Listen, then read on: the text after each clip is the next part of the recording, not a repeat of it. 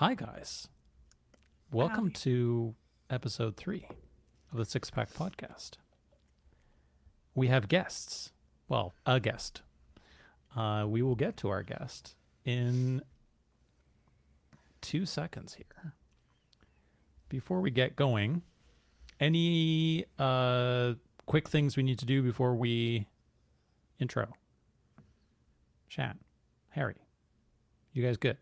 You ready? Anything I would have to say is contained to the content of the podcast.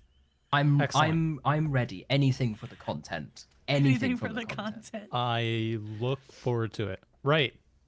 Then without further ado, we have a lovely guest. All yours, sir. Hi, everybody. My name's Kenneth II. I am a member of the community. I am the spreadsheets guy. I am also the father, so to speak, of the six-pack name that we use for the community. I thought it'd be a really clever idea to go, you know what, the Rat Pack's a cool name for something. Let's make it the six-pack. That sounds cool. And also, I mean, I just have a love for, like, innuendo, so it's like it could mean beer, could mean abs. I felt like it was perfect for this group. Also didn't realise that rats would become a thing with Chaz, so yeah, just kind of all synergized. No, it just synergized perfectly. So yeah, and yeah, that's pretty much me. I am most well known probably for doing the spreadsheets. I do the kill counts, down counts.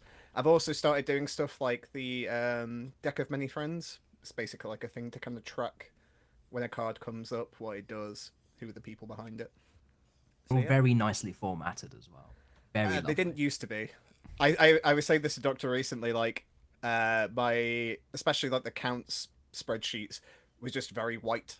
It's just a lot of white, and I tried to throw some colours in there for like characters so you can kind of vaguely understand like who is who. But yeah, I've tried to make it all a bit nicer now. Really, it was Andrew that spurred me on to do it. Andrew, who does the back roly polies, well, the roly polies in general. He was like, "Oh, I've updated everything to make it look pretty." I was like, "All right, you're showing me up now. I'm gonna have to like step up my game." The arms race of Google Sheets. Or yes. Excel.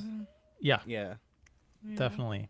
So the questions we usually ask, or that we asked ourselves initially, Kenneth. So how did you find Natural Six? So I feel like my path is slightly different to a lot of people, and different to you guys for the most part. Although apart from maybe Harry, because I know Harry said he kind of got into it through Aoife. But I found out about Natural Six through Aoife and Holly. I've been following like their stuff for years. Like I love Eurogamer, and I followed Holly back when she was in PlayStation Access, and then obviously going into like video game stuff as well, like CD Projekt Red. So I've always followed those two, like on Twitter and like through their videos and stuff like that. So one day on Twitter, they were like, "Hey, we're doing a D&D thing," and I didn't even read much more context into it. I was like, "Oh, where's the Kickstarter? Yes, please, I'll sign up." I'm actually back at number 209. I'm not quite as up there as Harry, because you were what, Harry? You were like, oh, that was back at number 3. Yeah, you were back at number 3. So I'm a little bit extra. I think I signed up the day after. I know.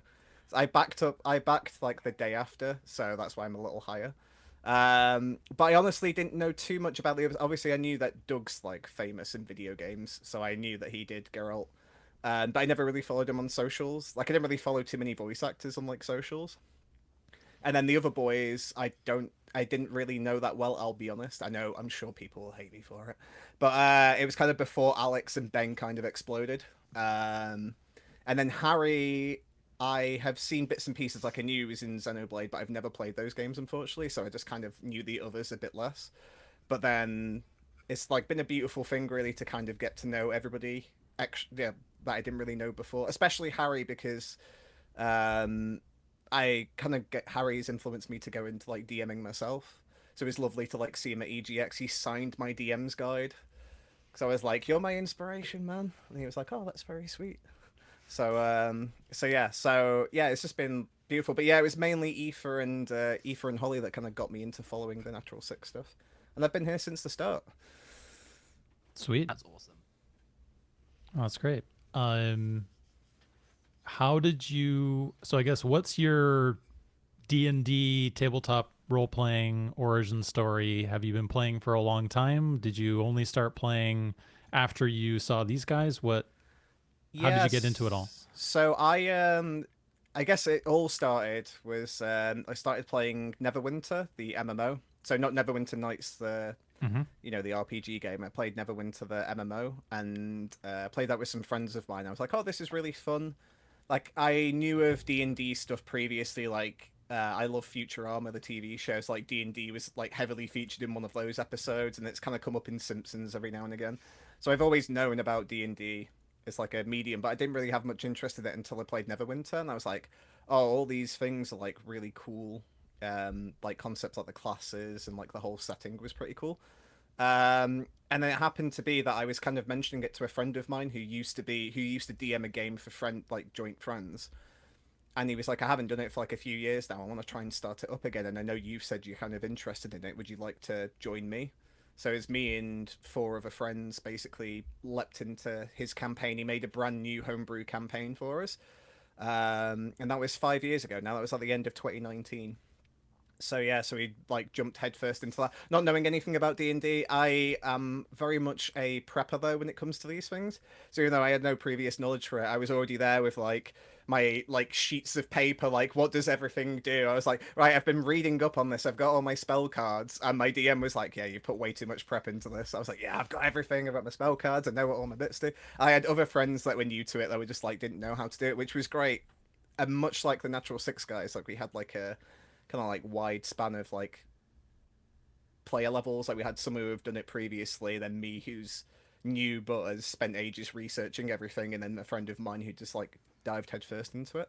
So yeah, so I've been doing that, and then I just only recently started to DM myself. So again, it was kind of the influence of Harry, like Harry talking about the world of Reliquiae. I was like, I really want to try and do something like that myself, like make my own world. So I started off with just like making a map. There was a program I got off Humble Bundle actually. It was like, oh, here's all this like map making stuff, and I was like, oh, well, I'll grab that. So I started making maps through that, and then just kind of built the world around that. And I was like, well, that could be there, and that could be there, and then just kind of grew from there. And I've since like the end of last year, like probably like August time last year, I've started DMing my own stuff as well. So yeah, I've been going for a little while now. Oh, that's great. Yeah. That's great. Are you playing in person or are you playing online? So we used to play in person until the COVID times, the times that shall not be spoken. And then it's just worked out since then. We've all got significantly busier since COVID happened. So now we do everything online, which is good and bad. There's pluses to both. It's good because obviously we're spending less time traveling, so we can spend more time playing. And stuff like combat is easier to some extent because everything's in front of you, like because we use like digital maps, like like Roll20 and Foundry and all that. Other tabletop board providers are available. They got to sponsor us first. But yeah, so we use stuff like that, so it makes that bit easier. But I find trying to engage is a lot harder when you do it online. Yeah, like I feel like when you're face to face, you can focus a lot easier, whereas like when you're at home, you've got like other tabs open where you can do stuff. Like I'm a very fidgety person, so I'm like doing multiple things while I'm playing. But good news is I've got a really good memory for picking up on like stuff. So whereas my friends have to take notes, like you give me a keyword and my brain just goes, I remember exactly what happened. So I'm quite fortunate in that regard. But I feel like I am a bit like Holly and Alex, where I need to do something else to kind of keep myself in check. Yeah.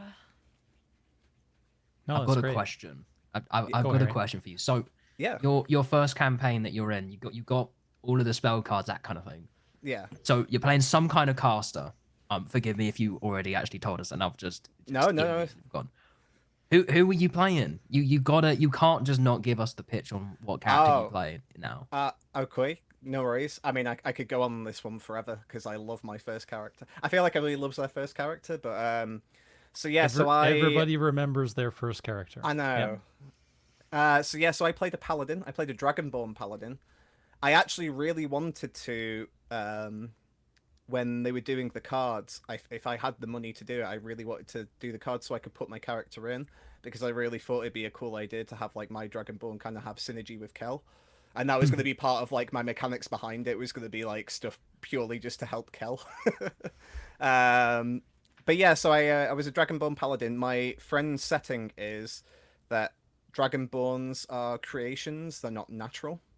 So basically, Dragonborns were created for a particular, actually kind of similar for what Harry's been planning. I can't go into spoilers, obviously, because we haven't got this tag up yet.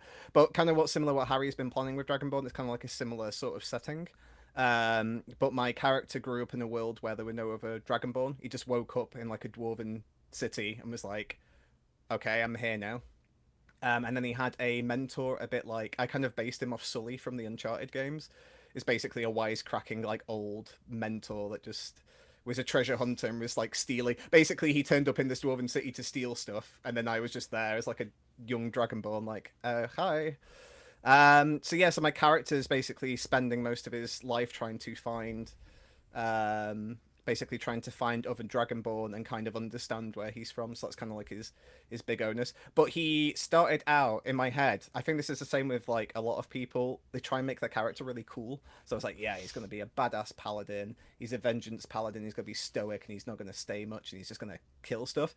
And he's now developed into a religious book nerd that whenever there's like any books out or anybody's talking about religion, he gets really excited and starts like being hyper-focus. Hyper-focusing on that stuff. Yeah. So I was like, oh, he's going to be a cool silent type, and now he's just like a religious book nerd, which I love. Like, and it's such a mood, though. I know.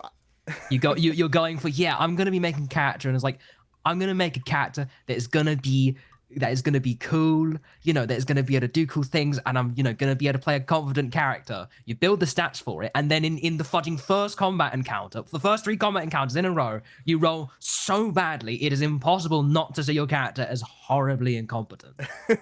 Like, I love it when that happens, in that it happens every time with me. So I've given up on creating things. I'm always making, like, himbos. I'm making himbos and goofballs. That's all the dice allow me to do. Yeah, and I feel like it's just important for anybody that like when they make a character, don't be too focused on where you want the character to go straight away, because the world's always gonna change stuff. Like how you interact with your party, how the DM interacts with you is always gonna change kind of how everything develops. Because like my character's main focus now it's still kind of dragons, just because that's kind of his general thing, but he's trying to rebuild his paladin order, because he basically found he hasn't been taught how to be a paladin. He basically found a book in a church and was like, here's how to be a paladin, and he's gone, I guess I'm a paladin now. So his thing is now he's going to try and rebuild an order. So we found like a random NPC one day in like a village that we saved, and then my character's like, right, I'm going to make you a paladin now, and he's basically, I've been trying to train this person to be a paladin over like multiple roles. I failed 90% of the roles, so we haven't got very far in that ladder, but yeah. Taught him how to be a warlock instead. So you need to pray, right? You don't make it. You make an agreement with God. Oh, okay. This could go very badly, Harry. Yes. Yes. Right on, guys. Any other questions right now for Kenneth before we get this thing rolling? Favorite number? Favorite number? Yeah. My favorite number is the number 8. Oh. I can't tell you why. I just love the number 8. Infinity and all that. Yeah. Okay. And favorite dice. What's your favorite dice?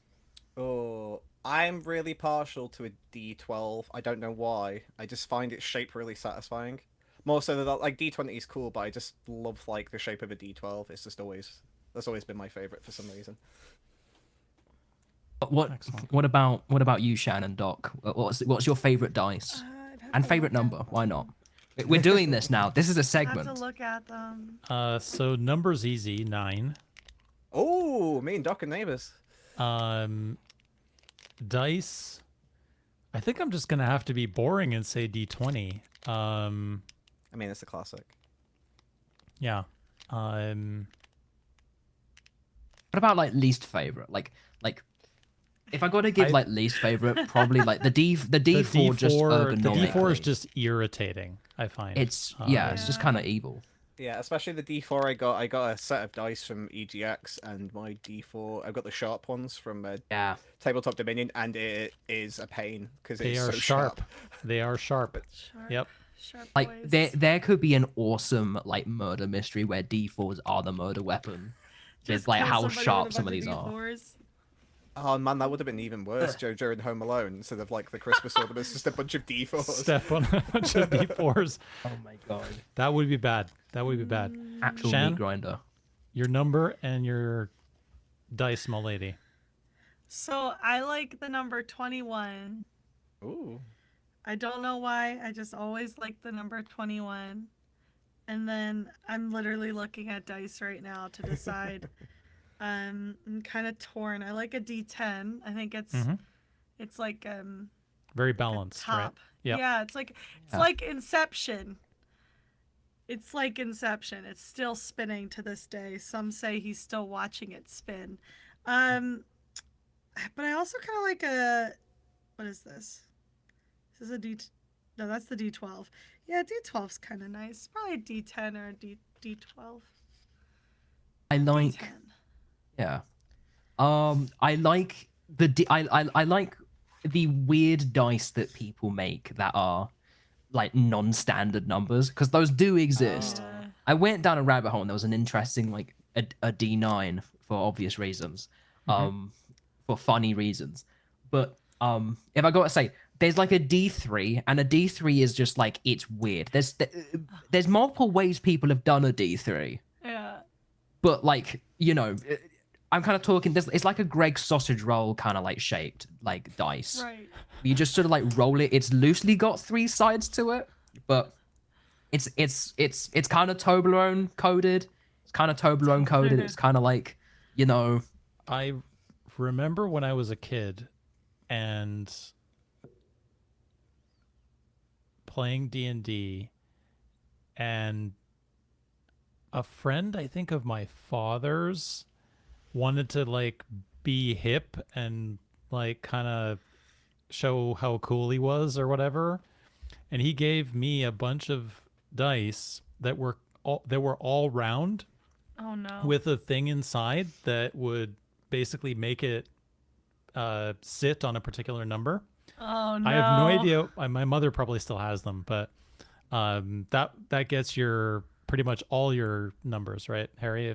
If you've got basically the thing inside to go to a particular number, right? yeah. Or to have it stand up on a particular I like number. a D100. Right? D100 is good. An yeah. actual love D100 D100. that Yeah, real D100. isn't a combination like, of some 2 dice. It's a giant ball. Yeah. Let's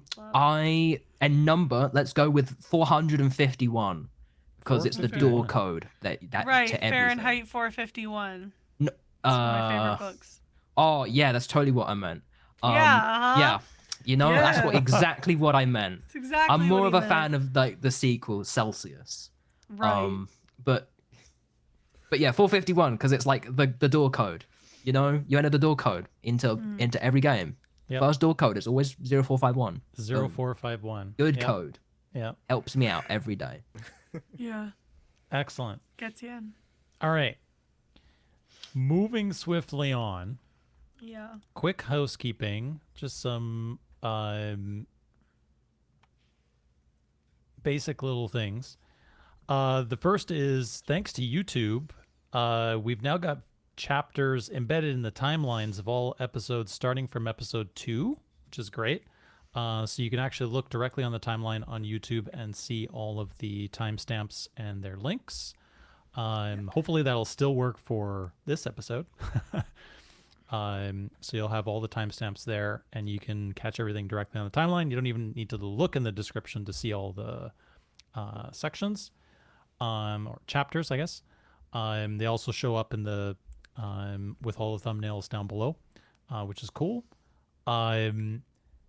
Thanks to Harry and a few others for feedback. We're gonna switch around the order of things a little bit today, mostly so that we can get through the news and the episode stuff before we do the art showcase, which will be a little bit shorter today because we have a little bit less stuff than we did have after all the stuff in Christmas time, etc. Plus, it was a longer time between the episodes. We had like 4 and a bit weeks, I think, between the episode 1 and 2 recording, which will be cool. So that'll hopefully keep us with a nice momentum, and then we'll finish on the art showcase, and we have something very cool to announce at the end.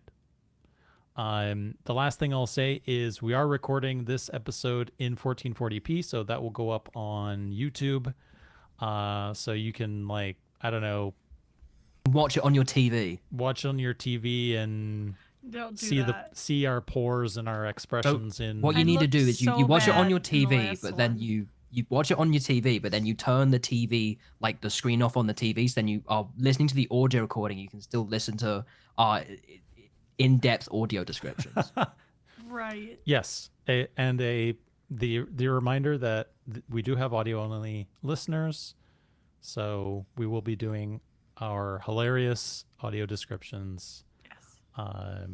Oh no, I brought loads of props. Am I not going supposed forward. to? Well, you'll You have just to have good luck, to you're explain gonna- every single Hey, one. good luck. charades your props. Yeah. All You right, have to explain every single one. cool. Right on. I think we'll zip quickly then to review of last episode. There were some shenanigans, which we'll get to in a second. In the comments, lots of comments from the folks who we talked about in the art showcase last week. You guys are awesome. We'll talk a little bit more about that towards the end of today, but thanks everybody for all of the feedback there and the love for all those people who are doing great stuff every week.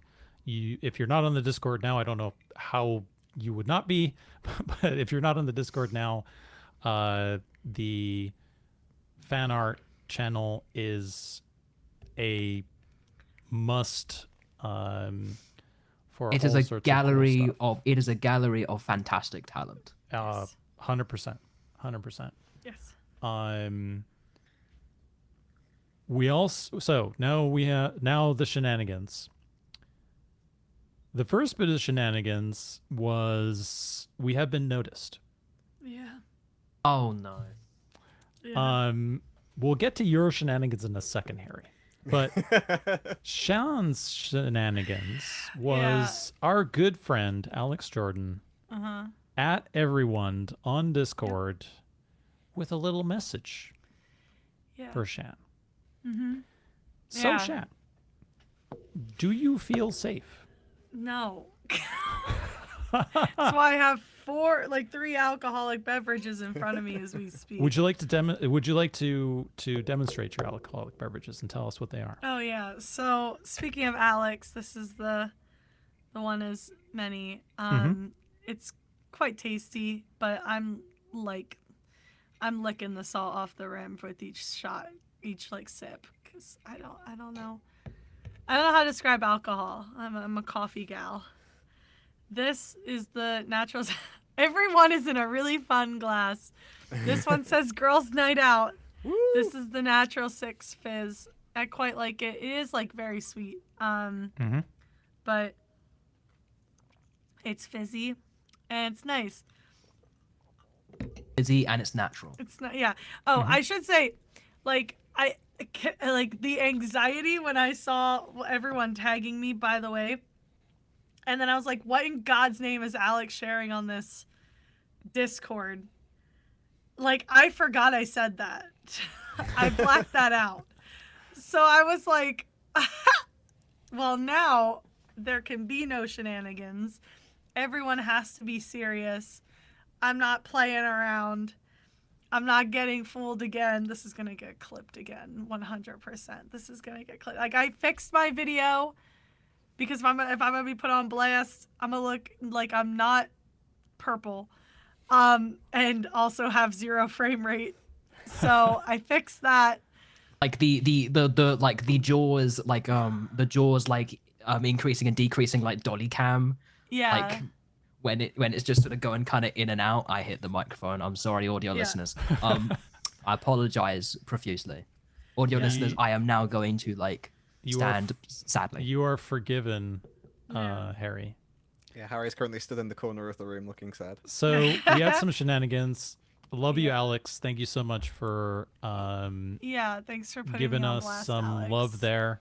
Hope you guys get something out of this if you are listening to it. I don't know if you are. Maybe you're just listening to 5 minutes of it just to, call Shan out.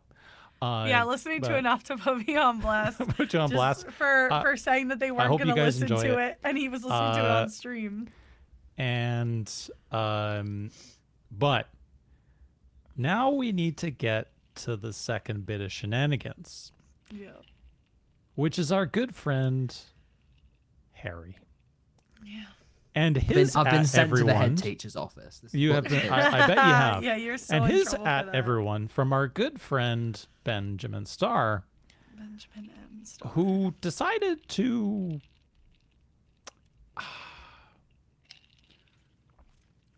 just generally be Ben. Yeah. And in my defense, okay. Look, we were talking, like, hey, yeah, it was actually kind of like talk of, about the like the podcast, because a few of the cast folk were there. They were just saying like, oh, we didn't know you guys were doing this, and that's like really cool.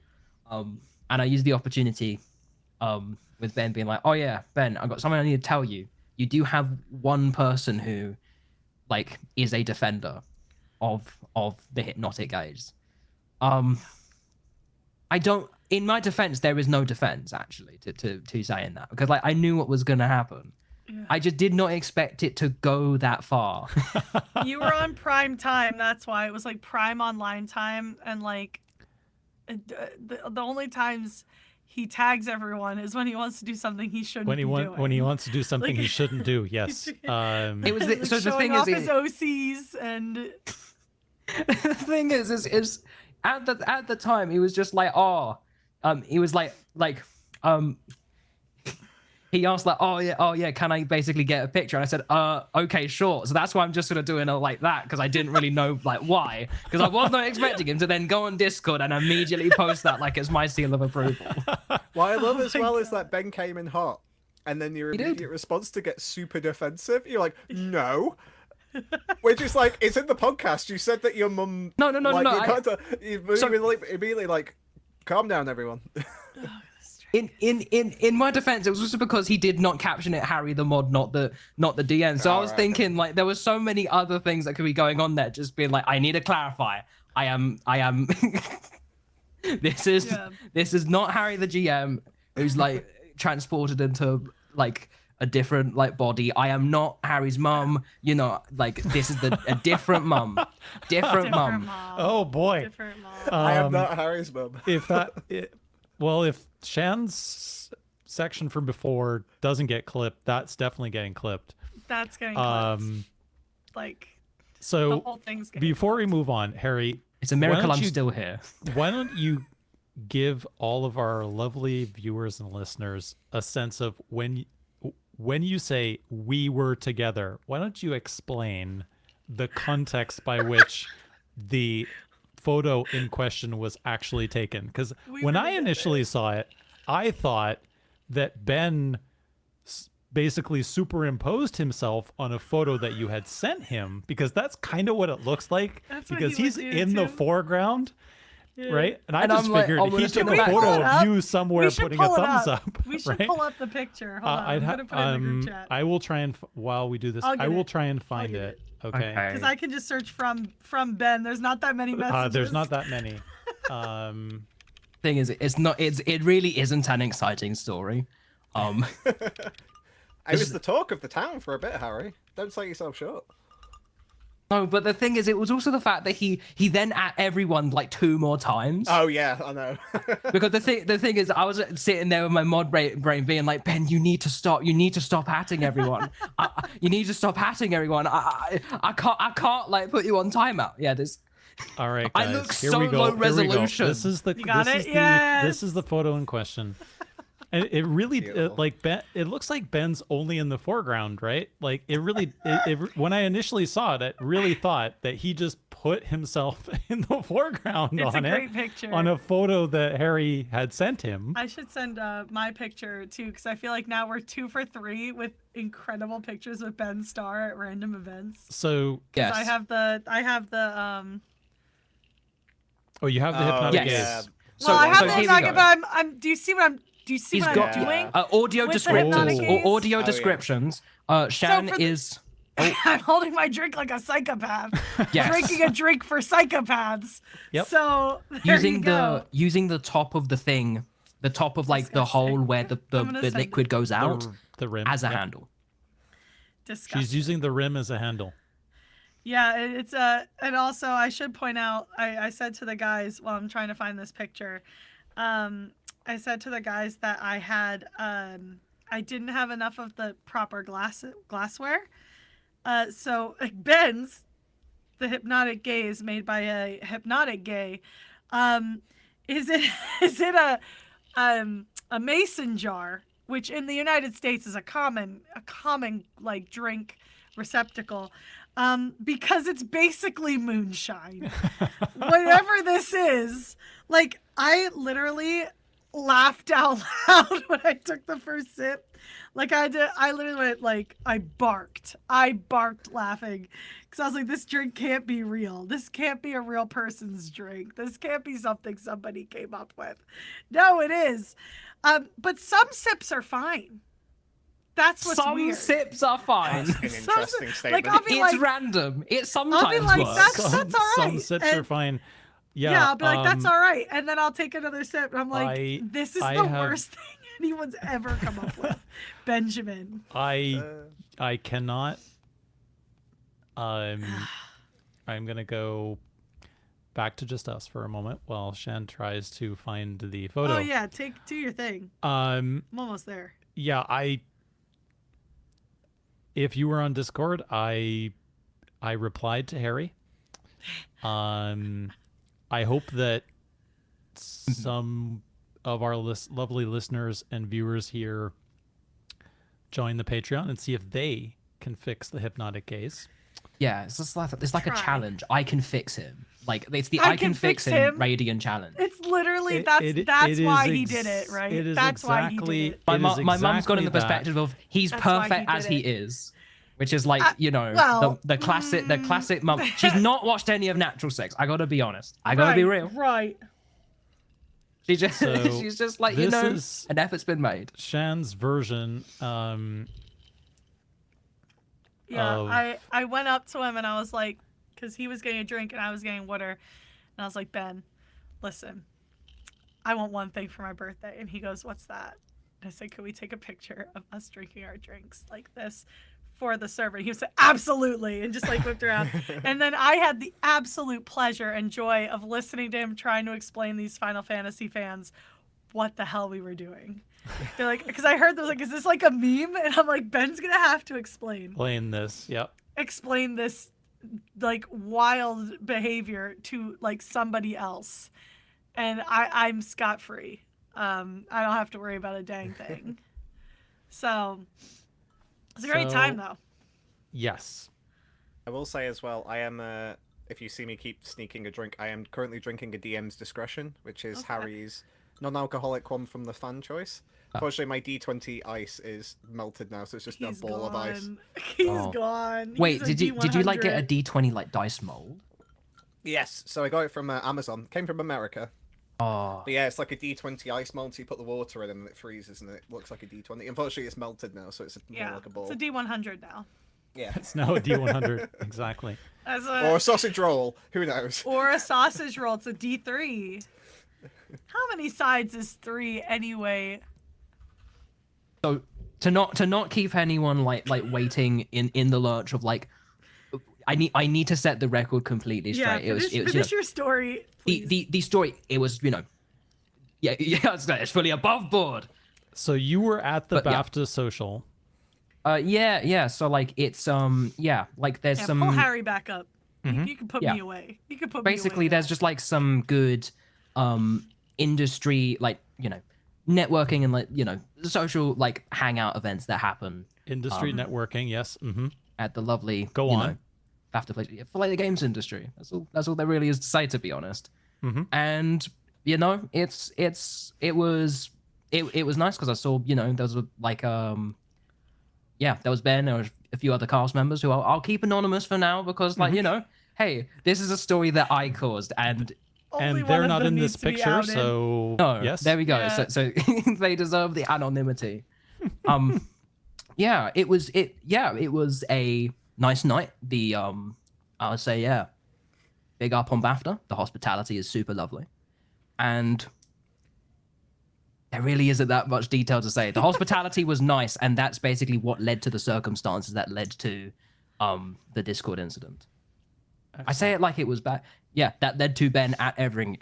I'm 99% sure. Yes. I'm All he does 99% is sure that threaten like us. I bet like then basically the next day or whatever, like Ollie would have been like, Ben, please don't at everybody 3 times in the middle of the night next time. Not even that. It's Behave like yourself. like I think I've brought this up before, but every time he comes in the server, he comes in to threaten us. Like, because when it was me, it was because I mentioned that everyone said he wasn't going to return the gifts. Oh, And so he yeah. went in the backer chat and said, like, he threatened everybody. He made me pull it up on his phone because he couldn't find it. So I, threatened everybody. He threatened everybody after Magic when everyone, the 4 people. When everybody. He only got 4 votes to win. Yeah, and only so 4 votes I to would win, have yeah. voted for, so I set up that I poll. didn't get to vote would have either. voted for him if I did so I He should have said set it for that like poll. 2 minutes. I set the poll for like 2 minutes. Yeah, that was like terrible. was and a I bad- It's couldn't Harry's refund fault and Ben cancel it. lost. Ben, Yeah. if you're Bad poll. listening, it's Harry's fault. It that is you my lost fault. The poll. Yeah. But yeah, that was a threat. I think the only other time was when he wanted to show us his OC in Dragon Age.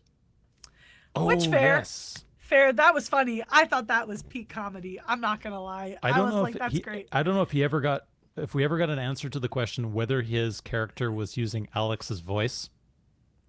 No. Because a Alex few people needs to asked find him, that I think. out for us. But, If yeah, you're Alex, listening, Alex needs to find find that out. out. We need to. It would be so Maybe funny we to can me. we can ask in the AMA is I'll open ask currently. right now in the AMA. You can ask in the AMA. Yes. And we'll see needed a whether we get an question. answer. Yes. I'm gonna cause drama in the next day. I'm gonna cause so Good. much drama. Good. I'm going to create an environment that is so toxic. I'm going to wake up in the middle of the night and there's going to be 5 more Ben Star ping at everyone. I do like though, Harry, that you leapt to Ben's defense because after the whole thing, everybody just said, "No, Harry's mum obviously doesn't like your drink because why would anybody like your drink?" And you were like, "No, I've got the proof." And then you did the video with your mum where you went through like the cocktail guide, which was lovely, by the way. It was like very sweet. Like, you gotta stand by. Look, I'm merely the messenger. I'm merely the messenger. We, me and Mum, we talked, went through it. She's written it down. She's written it down. I mean, hey, I think she'll probably write down the fixed version because I mean, she's like, oh, orange juice. Oh, that sounds quite nice. So that's like the update on, I guess, that one. Who knows? Maybe we'll have my mum as a guest to. That would actually be that would kind of be like really actually funny. Having a guest who just does not know what the hell Natural Six is on. What's actually going on? Yeah. We can It do is a sad. we can Harry's do a mum, quick, what are your like- thoughts on the episode? Yeah. Yeah. For You those just that, explain what's going on. for those that don't know, slight spoilers. If you want to know the details, you'll have to join the Patreon and go to the Patreon chat because that's where you'll find all the details on all the cocktails, guys. Yep. I am calling my fixed version the Instinctive Charm, which for D&D wizard aficionados, especially those of the enchantment Persuasion, is a 6th level feature of said wizards. So on brand. I haven't found out whether Ben knows that he also has Instinctive Charm or not. Ben knows he's Let got it instinctive ride. charm. Come on. But Gotta let whether it he's, ride. I don't know whether he's, whether he's used it. I don't think he's used it. Mind you, he don't hasn't remember used it coming up Hypnotic yet. Gaze in a while, but Not had the opportunity to. I mean, like, that's true. what would he Yeah. hypnotic gaze? That's true. All right. Yeah. Shall we do some news? Guys, there is lots of news to talk about. We will do our Natural 6 main news probably first. Do it up.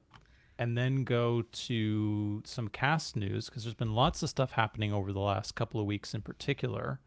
The first is, I can't remember who mentioned it on the Discord. Apologies. But I know a few people have been waiting for 30,000 subscribers on YouTube for Natural 6. That's fantastic. Really great. We do not, I emphasize we, the Six Pack Podcast, do not have 30,000 subscribers. I think currently we're at 39 or something like that. 39,000. Nice.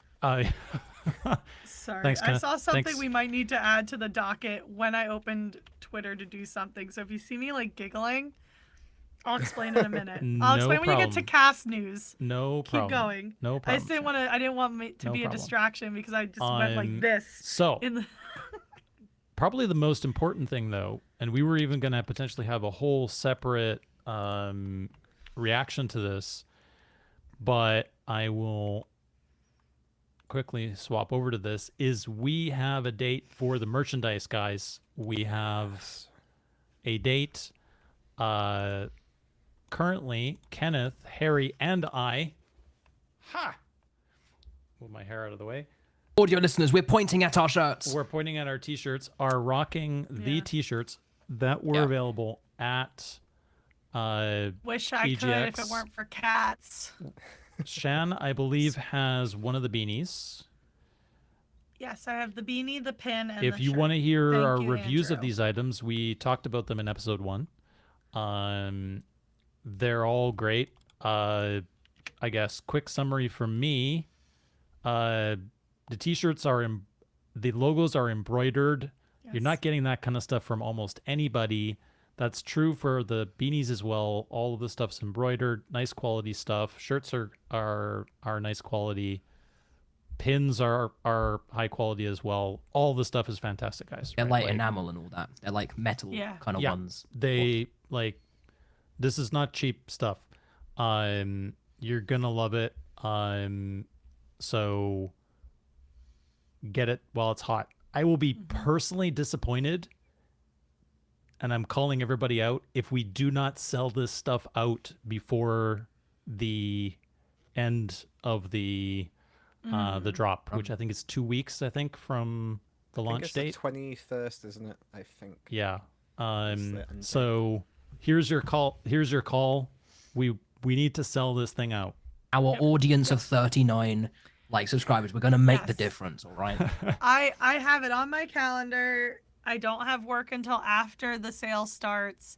I want I'm gonna order a couple of things because I want.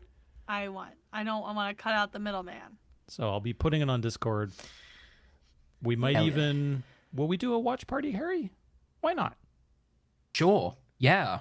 Hang out. I mean, when is it? What day is it? It opens On the Friday? at 4 Friday the 7th. 4 p.m. So you The can see the 7th. launch date there.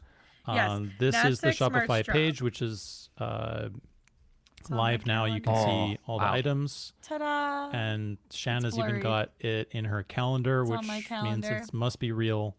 11 a.m. um, for you who go for Eastern Standard Time. Yes, 11 a.m. Eastern, 11 a.m. 8 a.m. Pacific. Okay. Um, Yep. 5 Yeah, p.m. sure. Central European time. Why not? Yeah, I'll be on the Discord, I guess. We can do that. Why not? Right. Sure, why not? So we will It's we 4 will in the hang afternoon. out. What else are you doing? We'll hang out a little bit in the watch party chat, and everybody can talk about what they Brag managed to about your order. Goodies. Yeah. Brag about your goodies. Brag about 'cause your goodies. Everybody knows Radiant's not getting any. So Friday the 7th, 4 p.m. UK. Be there or be square. Be a 3-sided dice. 3-sided dice. Die. I Be the Toblerone coded. Be Toblerone coded. don't Yeah. believe. Let's take a quick boo, guys, here at the January update.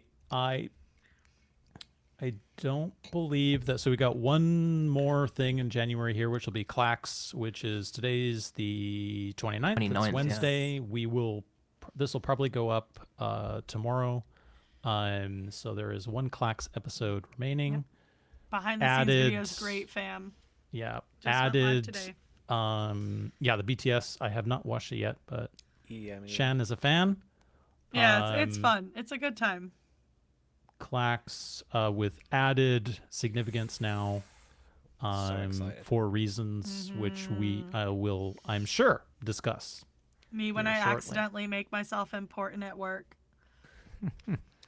I've just so noticed as well that the Go ahead. the 24th was supposed to be the recap, Oh, but it hasn't come through yet. Oh. So I don't know if it's. no. So I don't know if it's been delayed. That's true. I've only just noticed now, just looking at the screen. uh-oh, spaghetti-o. Nobody else has noticed. Well, if they have, they haven't had the fortitude to ask Holly, hey, where's the Yeah, no, leave Holly alone. where's the recap video? I pester Holly enough with stupid stuff, so I'm not going to ask her that. Yeah. really I don't think Holly anybody's asked about it. So we'll make a quiet comment maybe during the watch party next Tuesday. I don't believe that a February schedule has been posted, Not yet. but I assume one will be imminent. We'll talk about that next episode we have here. Ruthless efficiency of natural So Mm-hmm. yeah, I think that's it for merchandise and general stuff. Got a little bit. Obviously, episode 22 will go live next Tuesday, which will be great. Yes. But we'll talk about that here in more detail in a second. Anything else Natural Six wise, or Natural Six specifically, not cast related, that we should talk about that I've missed? Don't think so. I think that's everything. Apart from obviously there'll be another serving cantrip next Thursday. Of course. As I well, always after the miss episode. them. Yeah, there'll be a cantrip next Thursday, then the action surge, of course, and yeah, there'll be plenty of content in February Yeah. for sure. Been kind of spoiled on the periods between 20 and 21, but regular scheduled programming now resuming. Cool. So I'll start with a quick one, which is sort of action RPG. Eternal Sands released yesterday, I think. Smaller studio. I'm gonna bring up. I'll bring up the website here. It's eternalstrandsgame.com. I'll bring up the website. You guys can have a look here. And Alex is in this one, so he is one of the characters in this. So congratulations to him on that.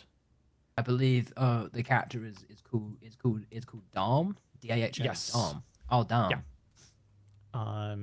I probably won't play it just because I've got so many other things to play right now. But I have. Congrats on the watched- game launch. I will not be playing it. I have. I will not have be seen- playing your game. I have seen a lot of people playing it, and they seem to be really enjoying it. So, That's awesome. That is some cool stuff. Congratulations. Which Shipping games is- is hard. Shipping games is uh, eternally difficult. definitely. Other quick one. Doug's making a comeback to his Witcher character.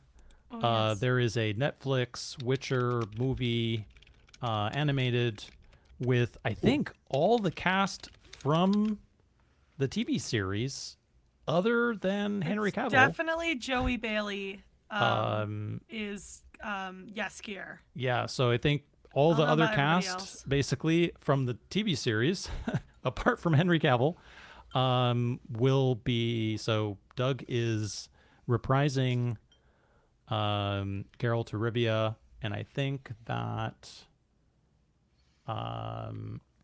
is coming out.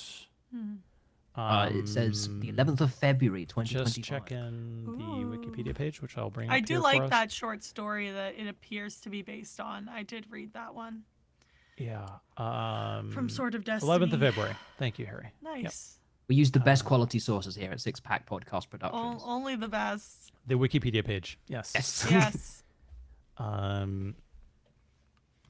So, Threw one on there. and Shan has mentioned as Don't well. forget Date Everything, Date which has Everything, also come up which in I- Natural Yeah. 6. Which so I believe don't forget.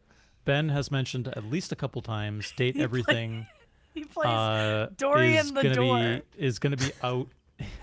Is gonna be out here in a couple weeks. I love you, Ben, but I probably also won't play that. I'll play it. Don't worry about it, Ben. I got you. Listen, Ben, I got you. I am I'll play obligated. this weird dating sim.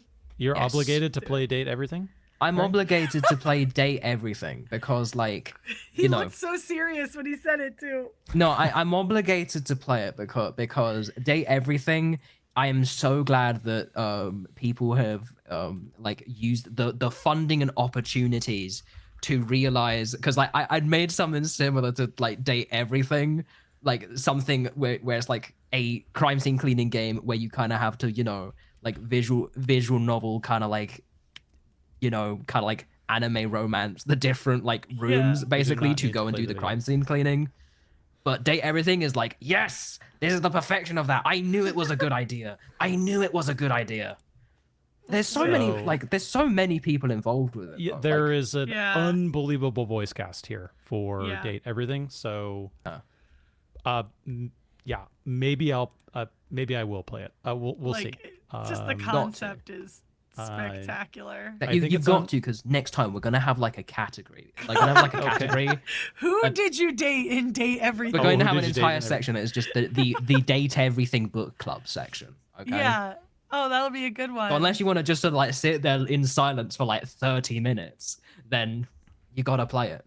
I'll do a cameo. I'll come gonna back be for so 5 good. minutes just to say what I've dated, and then I'll leave. Yes. Yeah, so Date Everything is also coming out. Maybe I don't know. We'll probably Perfectly record. slotted for Valentine's Day. Yeah, by we'll the probably way. record the next one of these in about 10 days or so. So it won't be out yet. So That's fine. We'll just talk about it again. sure, why not? He said no. y- He said, I will not, like, we're not having another Hatofo boyfriend. We're not having another Doki Doki Literature Club. We are not playing your silly little dating sim games. dating sim games. That's enough. I mean, I have Doki Doki Literature Club is a whole other thing that we can discuss at some point. But yeah, That's a bad one. it that's is not crazy. just a dating sim. That's all I will say. Well, neither is Hatofo boyfriend. No, that is also true. The last thing I've got here is for those that don't know, Jinx TV has produced a series of really high production value, lovely interviews with a bunch of gaming personalities, primarily UK related because they have a physical studio and they got to get UK personalities in, or they got to get personalities in, and those tend to be UK related. The program's called The Games That Made Me, and there's a bunch of UK personalities on there, including most of the Natural Six cast at this point. That includes Ben, Holly, Alex, and Aoife. They all have a sort of interview on. I think all of them are up now in at least audio form. So Aoife's, I believe, is now is available audio only on Spotify, but the video is now available on YouTube. So if you go onto YouTube and you search for The Games That Made Me, you can find the channel and pick up Aoife's video if you want to listen to her kind of backstory, how she got into gaming, all that kind of stuff. And Alex's, I think, is only available audio only on Spotify. If you subscribe, I think, to Jinx TV's Patreon, you can also get access to the video. I think that's always been true. But in terms of, sort of a public release, Holly's video is on Spotify. So if you go on Spotify, you can actually see the video interview. And that's the same for Ben's. So if you're interested in how these guys got into games, which games kind of inspired them to get into the gaming industry, those are really cool interviews, with 4 out of the 6. I can't imagine that they won't have Doug on at some point, since he is UK based and He's the guy. he is the guy, and he's, I'm sure, got a very interesting history in how he got into all this stuff, to talk about. Yeah. So cool. I think we're good. Anything else we need to mention, guys, news-wise? Oh, well, I mean, it doesn't come out yet, but they finally announced when we're getting Expedition 33, which is what half of the server talks about on any given basis. Yep. When's it coming out? April 25th or 24th. Yeah. One of them. It's available to pre-order now. I'm really sad because the collector's edition went so quick, it never even was up. I wanted the collector's edition. Yeah, April 24th. They did tweet April 24th. Sorry, go ahead. No, you're good. They did tweet that they are going to see if they can manufacture more collector's editions because they sold out so quickly in both markets, Euro and US. So we'll see, because I was really upset because I was waiting and I kept refreshing and blah, blah, blah. And I guess it wasn't that they sold out so fast that most people couldn't get them. And I really want it because you get a music box monolith statue. But of the 33, I mean, right? Yeah. Yeah. Of the paintress inside the monolith with the 33 at the top. When I, as you say, Shan, when I looked at doing it, and it's tricky for the UK because it's only a EU reseller or EU reseller that's doing the collector's editions and all this kind of stuff. Yes. Because it's it was French. It was gone. Gone. Because I went on your page too, instantly. and it was. Yeah, it was 404 so quick. And I saw so many people talking about getting it, and I was literally I didn't see any Americans talking about getting it. It was all Europeans. And I was like, how though? Because the button for GameStop on their website didn't even work. So you had to go to GameStop, search the game, and pull up the collector's edition. That's I was crazy. so bummed because I really wanted it. But I mean, but we have a date for that. You can pre-order that now if you haven't heard. I'm sure you have, because that's all anybody talks about in the video game channel half the time anyway. Because everybody's so hyped for this game. And I mean, I've been hyped ever since I found out Charlie Cox and Andy Serkis are also both in it. So, Yeah, it'll be, I think this is a kind of a watch this space on it. So far, it's been everywhere, for sure. I'm interested to see when they release a little more gameplay. They've only shown about 2 minutes of it so far. They did show the overworld map this time. Yeah, in that Got little, the overworld in the map. sort of, in the release state trailer, I think they showed that, right? Yeah. At the I Xbox mean, developer I'm presentation. hyped. We'll see. I love video games. We'll see how things go as we get closer to the time. There is the only other thing which just like a sort of small one. There was a really nice sir. article that did it come out today? Like It the was ESPN yesterday. article. I knew yesterday. exactly where you were going. Yeah, with this, I- 'cause It was a really I lovely had to- article. It is a Very lovely interview of Ben. I Mm. posted it in the Discord this morning when I saw it. Yeah. Yeah, it went up Yeah, last night, it's a 'cause we were great talking interview, about Ben. it I won't briefly. spoil anything for anyone who wants to read the whole thing. But yeah, it's a great I had to insight cry. into the man. I had think a little we cry. all know Ben the character. We know Ben Yeah. the performer, but it's an insight into Ben the man, which I think it's good for all of us to remember that he is just a man, and He's just some guy, guys. all of the the all the cast are just people, and We're just some guys. we see a very small piece of them, right? Yeah. So Yeah, for obvious reasons, I had to take a minute after I read that one. I For obvious reasons, for those I can of you who've imagine. read it. I can Yeah, imagine. I had a little cry. I had to take a minute. I can but- imagine. Yeah, it's lovely. It's really good. And on ESPN, no less. Oh, Ben's yeah. hitting every platform you can possibly imagine. He is killing it. Yes. Yeah. All right. What we've been doing lately. Maybe we should throw it to our guest first. Yeah, Hello, guest. Kenneth, what have you been doing? Hi. that's why I put mine Yeah. underneath, so I wouldn't go first. Audio listeners, I am pointing at the screen. Yes, and I am startled.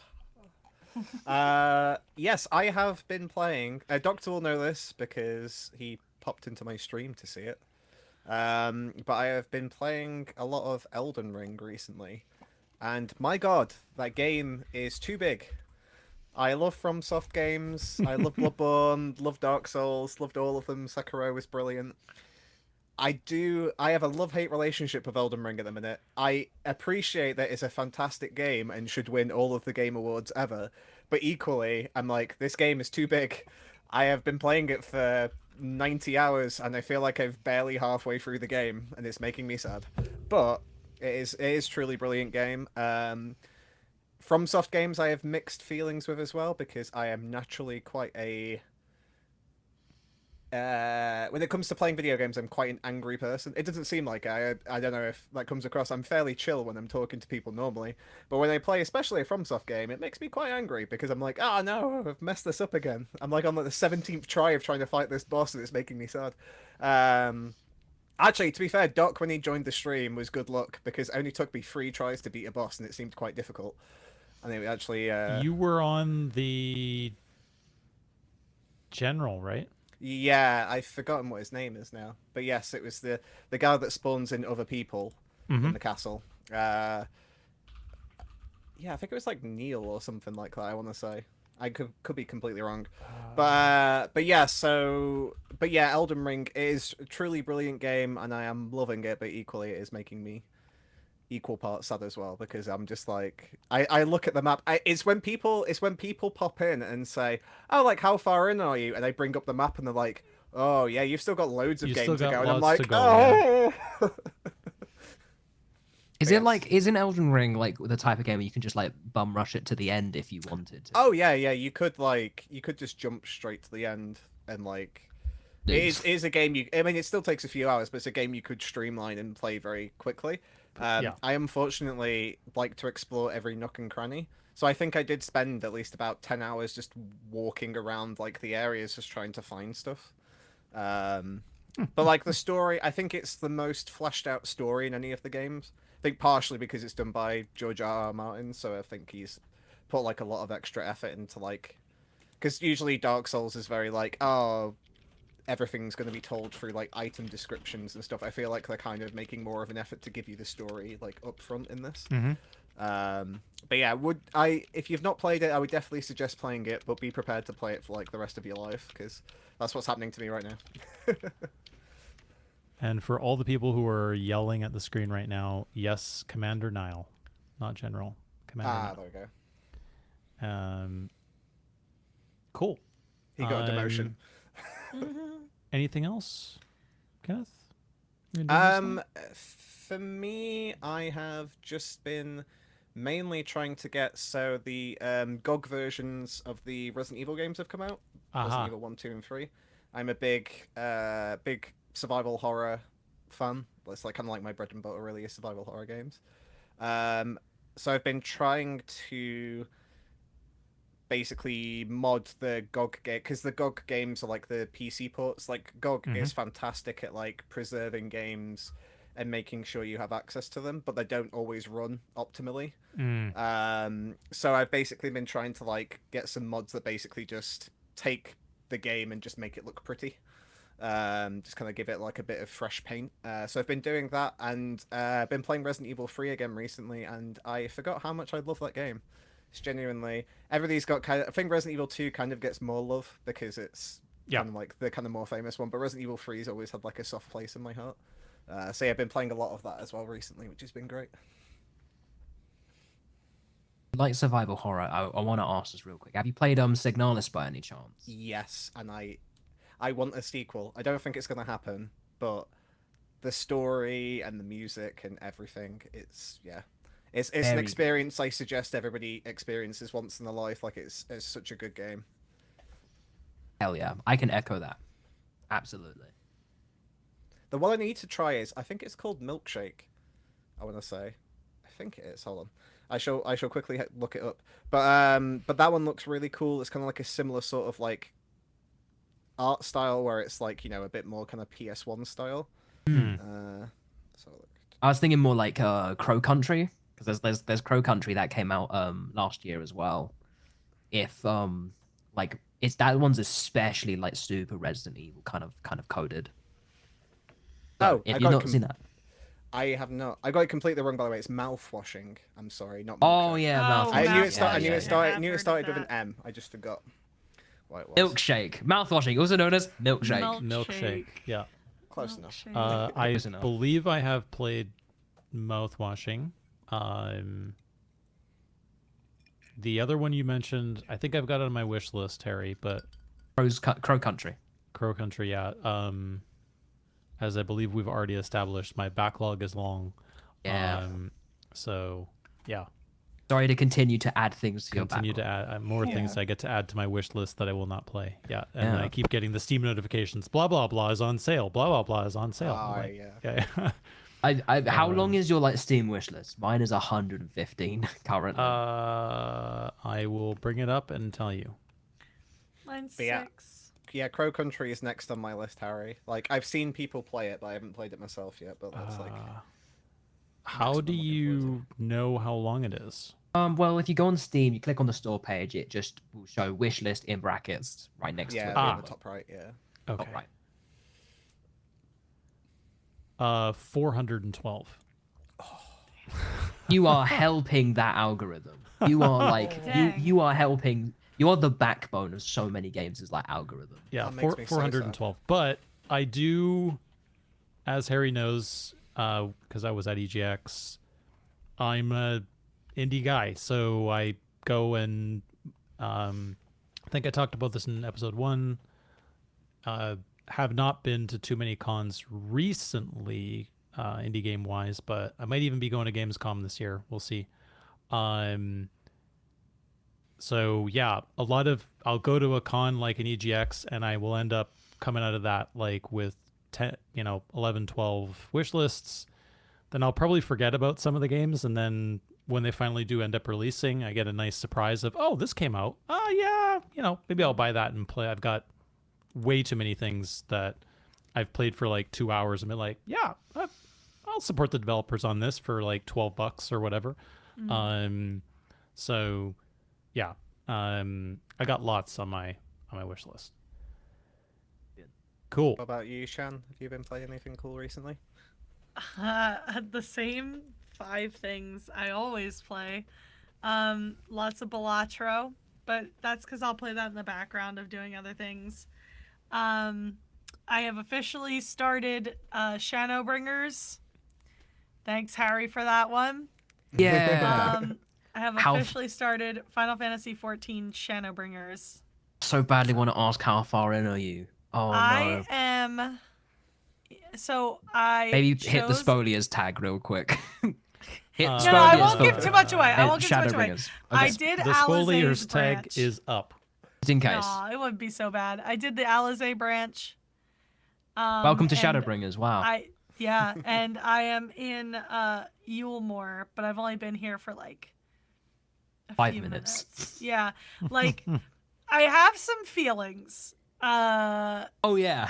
I have some opinions. I haven't shared with the server yet. I did Oh. like allude to them on Twitter.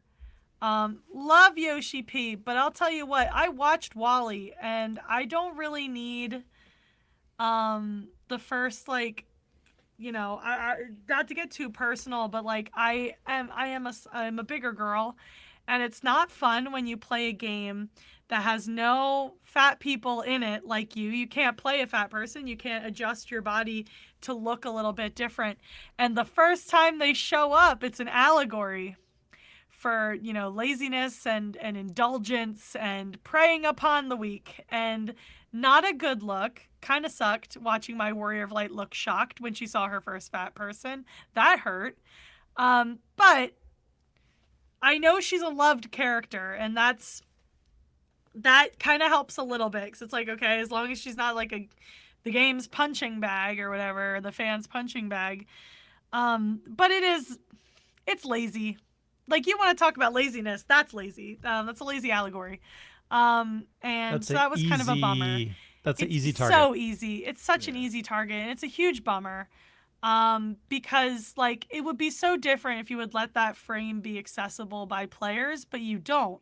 So it literally only exists for this purpose. Yeah. And so that's kind of a bummer. And Shadowbringers has been out for forever. So it's like you still haven't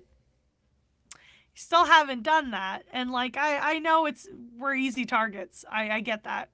But it sucks. And it was a momentary, I had to sit here for a minute. I was like, oh, that's a bummer.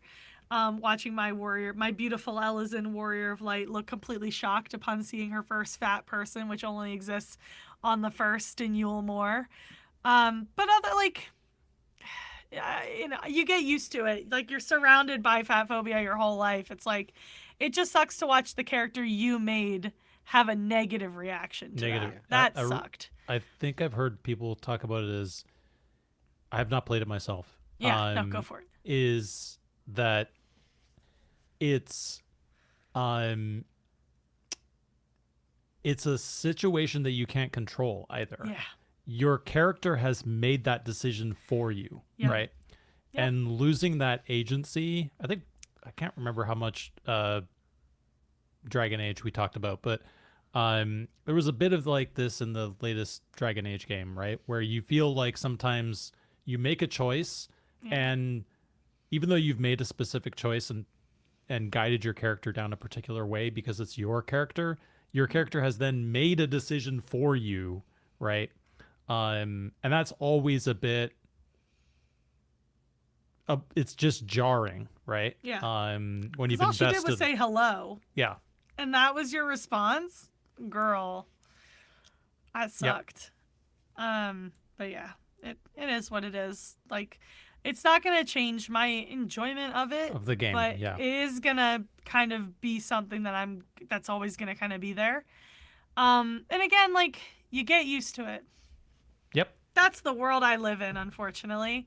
It's never been kind to me, but it sucks to have something that's meant so much to me over the last few months. And like, I put off Shadowbringers because I was going through some stuff, and then I finally started, and that sucked, but it's fine. I'll get over it. It would just be nice if we could have that body ability to like push those characters a little bit further for those of us who would like to, because those mods exist, and they don't need to be mods because the frames exist. So yep. Why not? So yeah, but otherwise, I'm pretty into it. I already know who that man is. Like, I'm not gonna say it, but like, you listen to one person's voice enough, you're gonna figure out who it is. It's not difficult. It's obvious. He's and my boy, Joe is it Joe Dempsey? Is that his name? My boy as plays yes. Yeah. I love Ardbert's back. So yeah, I'm having a heck of a time, but I'm still fairly early because I just haven't had the time. Like, I actually want to sit here and play missions. And I haven't been doing that. I haven't been able to do that. Also, it's officially Oscar watch, which means it's that time of year when me and my friend watch every movie nominated for Best Picture. So far, we have done. I've watched more than him because I think I saw Wicked in theaters, so I'd already seen it. But we watched Conclave. Good. Conclave, good. And we're gonna watch Wicked tonight because he hasn't seen it. So, get ready for Oscar watch. Get your votes in. I'm hoping Amelia Perez loses everything. I can't believe that's there. I can't believe that's even But you're not included. bitter, Shan, and that's the important thing. It's Are not we even that I'm bitter. It's are like we I can't done- believe that's involved. Are we done with the Final Fantasy 14 spoilers? Can I? Oh yeah, bring you the can tag turn off down? the. Yeah, I've moved on from These were that. spoilers for the Oscars. These Well, are Oscar well, yeah. spoilers We know now. who won. And then the biggest news for me, biggest thing going on right now is Go Birds. The Eagles are going to the Super Bowl. They have once again Philadelphia is the only thing to stand between us and tyranny. I won't name all the reasons, but like Philly has been the last bastion several times. It's a very difficult thing for me, Shan, because I am surrounded by people from basically from Pennsylvania, but not critically from Philly, but from Pittsburgh. Lame. And those Steelers from fans? Kansas City. So it's the worst. Listen. a bit of, yeah. No offense to your friends, but I cannot take seriously fans or teams in 2025 that still do the tomahawk chop. Can't do it. Yeah, It's that's a really tricky one. It's 2025. It's time to move on. Find to a move new on. thing. Yeah, I don't like the Braves either, and that's not just because they're in my division for baseball. Like, they also do it, and I cannot stand that stupid chant. Cannot. Like, obviously, we could go into all the reasons why I think the Chiefs should go away. There are several. But, like, for me, the biggest problem is that we're still doing this chant in 2025. How does this That's my relate to biggest birds problem. again? What's happening with the Eagles? So the Eagles are in the bowl. They're coming. Super Bowl. They're coming to the Super Owl. Bowl. So Yes, I hope they don't get are attacked. Playing the Chiefs. Oh, wait, these are people. Um, Okay, sorry. These are teams. Yeah, Yeah, these the are Eagles have been teams. trapped in the They are- bowl. they're in the And, Superb Bowl. The Superb Bowl. Yep. Yeah. That's my favorite gag from one of my favorite gags from What We Do in the Shadows is like welcome owl, because they think they were invited to a superb owl party, and so he has a sign that Yeah. says welcome owl. Matthew I love Perry's a that. national That champion, is by the good. way, from That is That is So great. good. Will you be doing a Super Bowl watch party, Kenneth? Oh yeah, what are you gonna do? You So got no horse in the yeah, race. Well, yeah. So the thing that Shan didn't bring up is that her team beat my team Yeah, hi. in a snow game as well, of all games. It was actually That a was really an good incredible game. To be fair. game. What team do you support? So I'm the Los Angeles Rams. I Okay. need to know the mentality behind that. I'm actually infinitely curious how British people choose what team they're gonna root for. So I mean, played. So you go, Harry. It's like Eagles versus Rams. All right. So like, Right. Yeah. Rams are like got more of like a ground-based strategy, and like probably Right. like bigger than like the Eagles in like Yeah. like The Eagles. Are Eagles faster generally. and- yeah. I would pay They're money, going for a I more think, top-down Harry, strategy. to have you continue with this. Let's not knowing anything about any of this. I'm assuming. Yeah. To Just continue throw with teams this. at him. Just don't give him the conceptual ones though. That might be too much for him. I would. What is an example of a conceptual one? Sorry, just real quick. Raiders, Okay, Raiders. I mean, those are like The people. so- okay. 49ers. 49ers. Yep. What about the 50? Where's 48 and 50? What happened to them? 50? The Browns Try- as well. The Browns, Browns, yeah, yeah. the Browns. It's like- Who else has a really ridiculous team? Well, the team that did do the we're gonna be politically correct in 2025, the Commanders. Yeah, the Washington football team. I still call them that. I think that was hilarious. They Who had used no to be, name for they a whole used to year. be called Harry. Wait A for it. slur. The Redskins. Yeah, they were a slur. And to get ready for it, it gets Harry's better. face. People were really mad that we were taking the slur away. Wait. America So moment. What they the fuck? had no name for a year, so they were known as the Washington football team throughout still a- COVID. which It is still a was better so name. funny. It was just it was Now the, they're it the was one of the most Commanders. American things. But back to Yeah. the point at hand. Are you doing a physical watch party, Kenneth? Yeah. So 2 stages. So for Shan's question, the reason I picked the Rams is because I played Madden 2001 back when I Okay. was a teenager, and basically decided that the St. Louis Rams, which is what they used to be, because this is another thing, Harry, of American sports teams, they sometimes just randomly They change sometimes cities just leave. for reasons. But yeah, I absolutely loved the old St. Louis Rams logo. And I was like, I'm picking this team just purely because I love the logo. And then I've been a Rams fan since 2001. And then for the other part, yes, I kind of alternate between doing watch parties over like Discord with friends of mine, then doing stuff in person. But this year I'm going to a sports bar in my city, and we're gonna watch it live. So basically, it's been a weird thing over the last year. Is that I've always been obsessed with NFL, and some of my friends have. But this year, I've managed to pretty much get everybody in my friend group obsessed with NFL. So there's like about 10, 12 of us now that show up to a sports bar like every other Sunday. I mean, during the playoffs, we've been going every Sunday to basically show up and watch the games. So it's quite fun to. And also, there's a lot of American fans that live in like the UK now that come to the sports bar as well. So you got a weird blend of like UK people and American people. It's been really fun. So yeah, so I'll be doing it in person, which will be cool. Sweet. There's a bar I want to go to in London called Passyunk Ave, and it's a Philly sports bar in London. I've heard all about it because when the Phillies played their games, the London series, they kept going to Passyunk Ave and like talking to people there. It's named for a street in South Philly. Yeah, because I've heard the reason the Jacksonville Jaguars play in London every year is because for some reason they have a huge contingent of fans in the UK. Fans. I do not understand. I cannot. Jacksonville? Jacksonville. Yeah, I cannot comment. Of all the places. Yeah, But like at least the Rams kind of make sense to me though, because they're from a major city. Like I know they used to be St. Louis, but like they're in LA now, so like they have more face time. But it's like Jacksonville. So there aren't Rams there. No.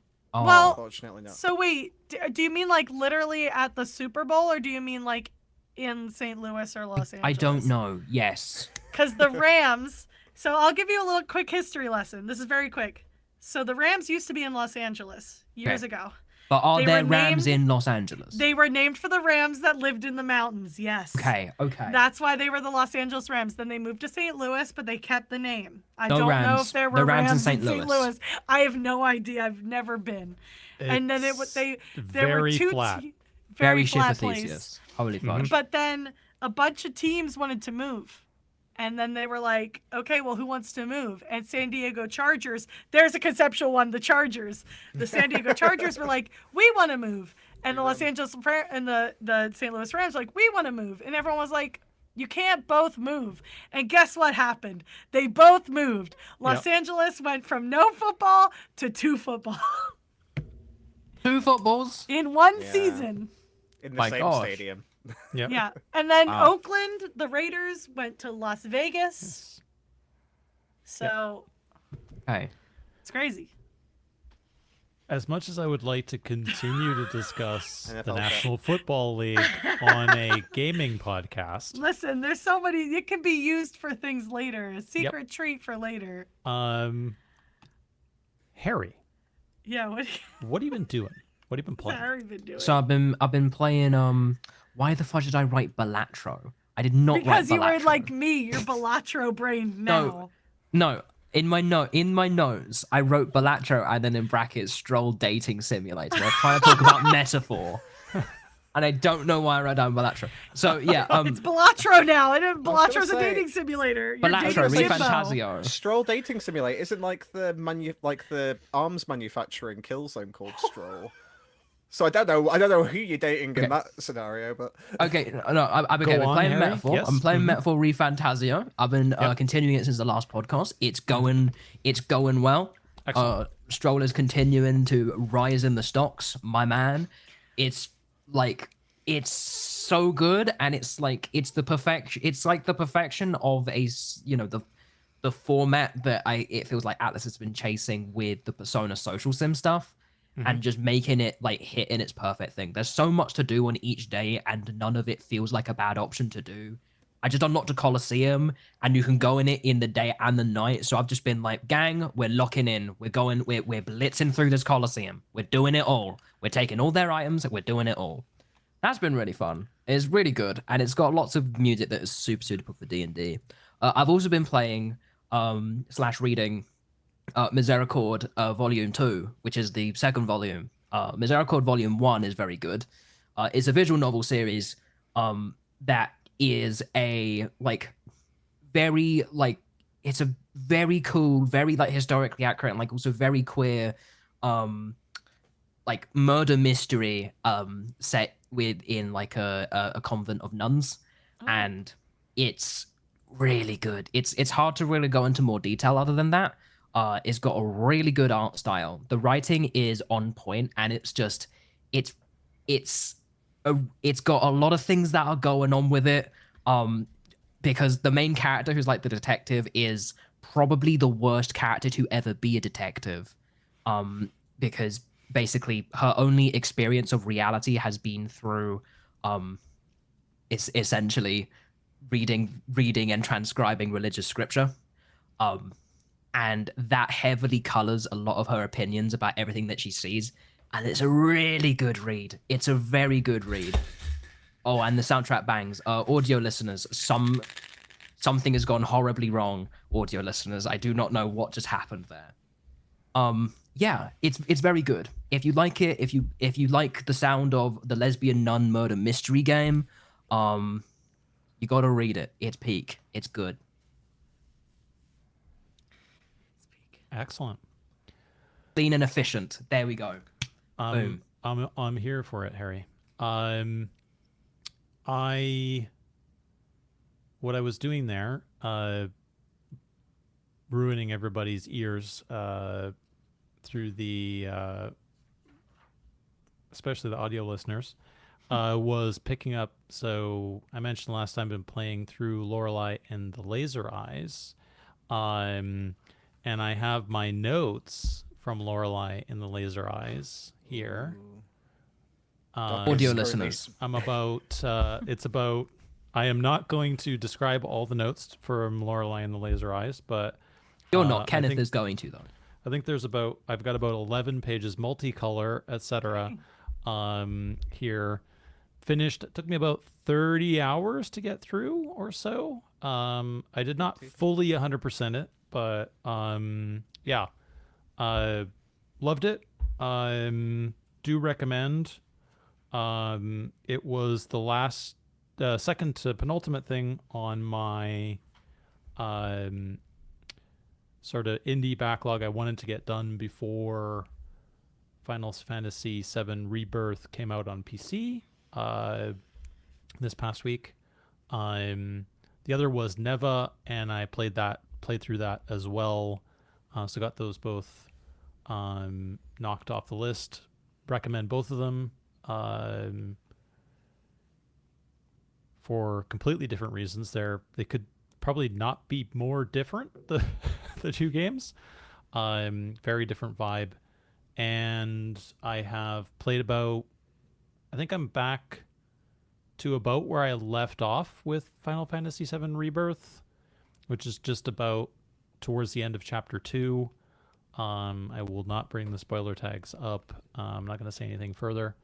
So yeah, I'm now into a 100-hour game, which will probably take me 3 months to finish. Yay! Or 4 months to finish. Before maybe I'll get it. I guess here's my goal. I'm gonna finish it before Next episode. no. Before Expedition 33 comes out. All so right. that'll be before my April goal. 24th. What if you don't? What's the punishment if you don't do it? You've got to play date everything. Oh shoot. Ooh. Gotta play date everything? Yeah. Yeah. Stream date. Maybe I'll everything. play date everything anyway in the background. Oh yay I don't for know. us! Yay. I don't know. You guys might have convinced me. I'll see what the Yay. reviews are like for date everything, and probably how long it is. Yeah. And maybe I'll play it. Maybe we can get Kenneth to play date everything on stream. I'd be up for that. I'm sure I can And squeeze it. I'll stream it in the Discord for any losers who don't want Watch to be it. live on Twitch for strangers. All right. I think we're ready to get into the meat here, guys. Let's do it. Oh yes. We've The been Rock. going for an hour and a half now. So let's get into the meat. I am And going to potato. put episode 21 up as our lovely topic and switch Cool. our spoiler tags on. Bullies. I'm going to No, make then spoliers. sure that they are on for Delicious both of our. Oh, we spoliers. still got date everything Wee. up there. Make sure our Listen, that's spoiler all that tags- Spoilers for matters. date everything. Spoilers Oh, for date everything is all that matters. It is Is everything. Is this the new like I am cat thing? It's like we're just gonna Cat. promote date everything. now. promote date everything. I Yeah, am dating um, everything. So, we have a regular segment when we talk about a new episode, which is Shan and I talk about Aoife's dress, and unfortunately, there was no dress for us to talk about again. Dress. So, Aoife, we hope there will be a dress for 22. She is 10 out of 10. The High Um, Priestess of Ireland. so Is this gonna far, be the new call out? Is like calling out Aoife for not wearing a dress, and then she'll Yeah. do it No, at everyone. she can wear whatever she wants. She She, c- always we looks just- amazing. we will just wait patiently for her to Yes. decide to grace us With another dress. other dresses from her wardrobe. Yes. No She pressure. might be lining up like 10 out of 10 dress to like wow Yeah. everyone. So far, we've had a 9.5. We Yeah. want to leave space for the 10. We're holding space. So I'll open the floor here. First thing, Rock Justice, guys. What happened? How is it possible that we didn't have the episode named Rock Justice? It's because it's just this rock. So the rumor is it wasn't Harry vetoing Rock Justice, which is what you would assume would be the natural thing, is Harry going, no, for the love of God, we cannot have this be the title of this episode. Apparently it was Ben. Apparently was Ben was Ben. like, we need a serious title for this episode. And I They don't talk know about why. this in Action Surge because I thought they They did. Yeah. did. I feel Unless- like I They already. did? I feel like it came up too. I feel like Holly So- mentioned it, Yeah. It Yeah. may have also come up in the. like our hangout. I believe it was discussed in a little more detail in the watch party. Yes. But it was discussed certainly in Action Surge, and I believe it was mentioned briefly in the cantrip as well. I can't. That yes, I think the truth of it was that I think the truth was the like it would have been called Rock Justice, but like episode 19 also has has the word justice in the name, rock. right? Either rock or justice in the name. Yeah. I think Now it you're has gonna- justice in the name. But You're gonna make me go check now. I was yes. going to say, I've got a I am- spreadsheet especially for the scenario. Yes, you do. There you go. With Get all them of the spreadsheets up. episode names. Yeah. Love that. Yeah, Scales of Justice. Scales of Justice. Yeah, was Scales of 19. Justice. So Yeah. they couldn't have called it Rock Justice. You know, too few episodes apart. So Mhm. that's the logistical reason. That is the logistical reason why we were robbed. I will defend Harry though. Well, not that Harry needs defending, but I will defend Harry that I think he came up with the name in character. I think rather than him going like, I'm gonna be a brilliant DM and name this something really cool and fantastic, I'm gonna be in character as a Fortis Legion member who are dorks and call this Rock Justice. Rock Justice. Oh my god. That is a good. That's a good reason, Kenneth. Good That's cover a good story. reason. Good cover story. I think off camera we have discussed the fact that when you get a name for something and it's the first name you pick, it's really hard to then call it something else, even if that's Yeah. really silly. We probably have all had that in our lives, so That's like your baby. yeah. Can't rename that. I will segue then to I saw a lot of people were in the Dolus is not a good guy camp. Dola's haters are eating. Yep. Yeah. Dolus haters. They won. Yep. But all those people who were like, especially potentially commenting around these topics, especially in the spoiler chat. Oh well, they should have done something about it. Like, guys, the Wasp is at least level 15. Because the Wasp has 8th level spells. Okay? So the party as it sits now is not taking on the Wasp head on in any circumstances right now. At, what are they right now? Level 6? Yeah, level think 6. So, yeah. Level 6 and kind of like a little bit beaten up as well. Because of, Level 6, a little beaten up, and not the most mechanically, certainly not the most power gamey table, shall we say, Harry? yeah.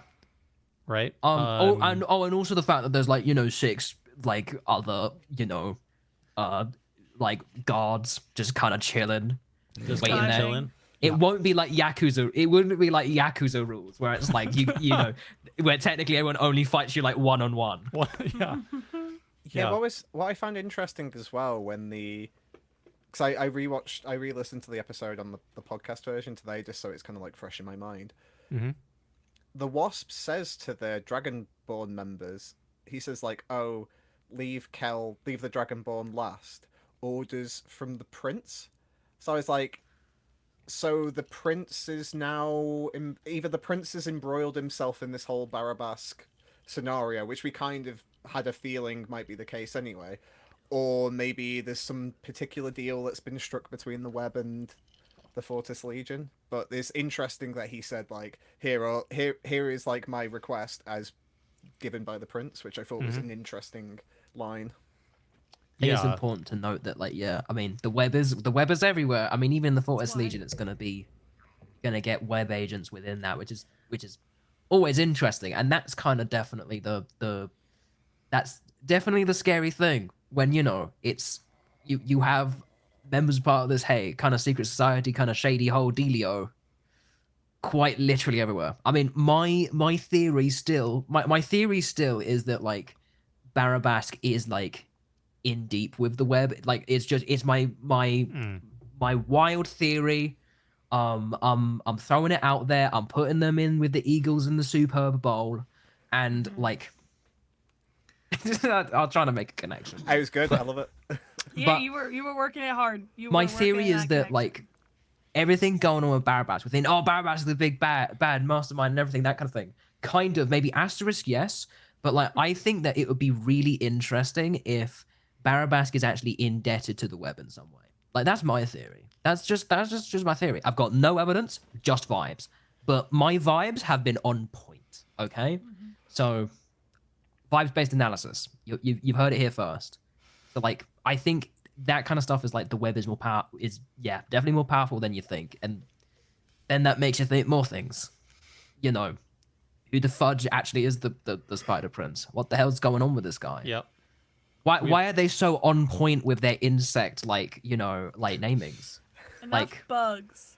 They love bugs. Yep. Yeah, I do have a conspiracy theory about the Spider Prince and stuff related to that, but I'll leave that for another time because we probably don't have enough time for that nonsense. That going deep on that. Yeah. Yeah.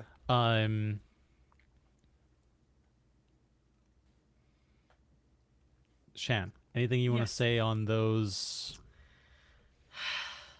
I mean, you know me. I have a hard time like kind of conceptualizing what could happen. Obviously, I thought Dolus was pretty shady. Mm-hmm. But they had said too, like, you know, that even if they didn't trust Dolus, they didn't have a choice, or they didn't feel like they had a choice, like they needed his help, in their opinion, and so they went with it. So you know, woulda, coulda, shoulda. They chose knowing that he probably couldn't be trusted. It's not like they went in blindly. They just didn't expect it to be that. Yeah. I mean, full action surge spoilers there. I mean, Harry did say there was always going to be help here. The fact that he weaved this into it being the Wasp, and he also let drop that that Rock Justice is modeled after a place where he always betrays his players in his home game. That was the funniest thing to learn. That's very funny. So it's the deep lore. There's some. I think it is really interesting that he has weaved a lot of things that he has done in his home games into the world here. That's quite cool. The Tree Speaker. This is us kind of like, I'm sure we'll get more Kelness lore over the next couple episodes especially, but this could take a while to unwind, I think. All the stuff he's got going on. Yeah, he's in just in general, he's in deeper shenanigans. He's got some deeper things going on. Our boy, wholesome little cow, oh boy. He's got a whole other plot happening around him. Yeah, and it's gonna, like I said, it's gonna take a while to unwind that, I think. We'll see how far they get through it. Yeah, because the thing that is like weird, that is, I don't know, weird about it all. Obviously, you got like, you know, like Keller's, you know, son of the tree speaker. Bro, he loves speaking to them trees. You know, the significance of that, I guess we'll, you know, be figuring out. But it's the whole stuff of, I mean, Kel's whole like original quest, you know, the iconic, you know, the web killed my family, like just, you know, casually in episode like 3. The big question is obviously, I mean, the Wasp, as far as we understood, almost like from what you could almost like glean is the Wasp kind of also probably comes to that same conclusion and is, you know, Yilda's kind of yielding out, hunting down web people, presumably in a similar kind of thing. But no, actually, Yilda is hunting Kelner. So what the fudge is up with that?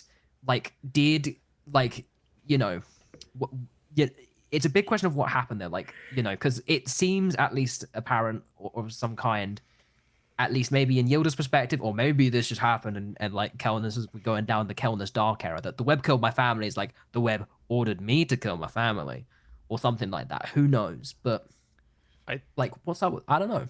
Did he hurt Yilda? Did he burn Yilda? Who knows? Well, there was a little bit that came up. I can't remember if it was in Action Surge, but Doug said, oh yeah, it was during Action Surge. He said, I really regretted not being able to breathe fire at Yilda again. Yes. And then Holly said again, and Doug just went. Sorry. For the audio listeners, I just pulled like a very shy kind of reclusive face, like, oh, maybe. Whips. So that was interesting. Yeah, I mean, my impression, and you guys can come back in a few episodes when everything is laid out in the story and tell me I was full of shit all along. We would never say that. It's not nice.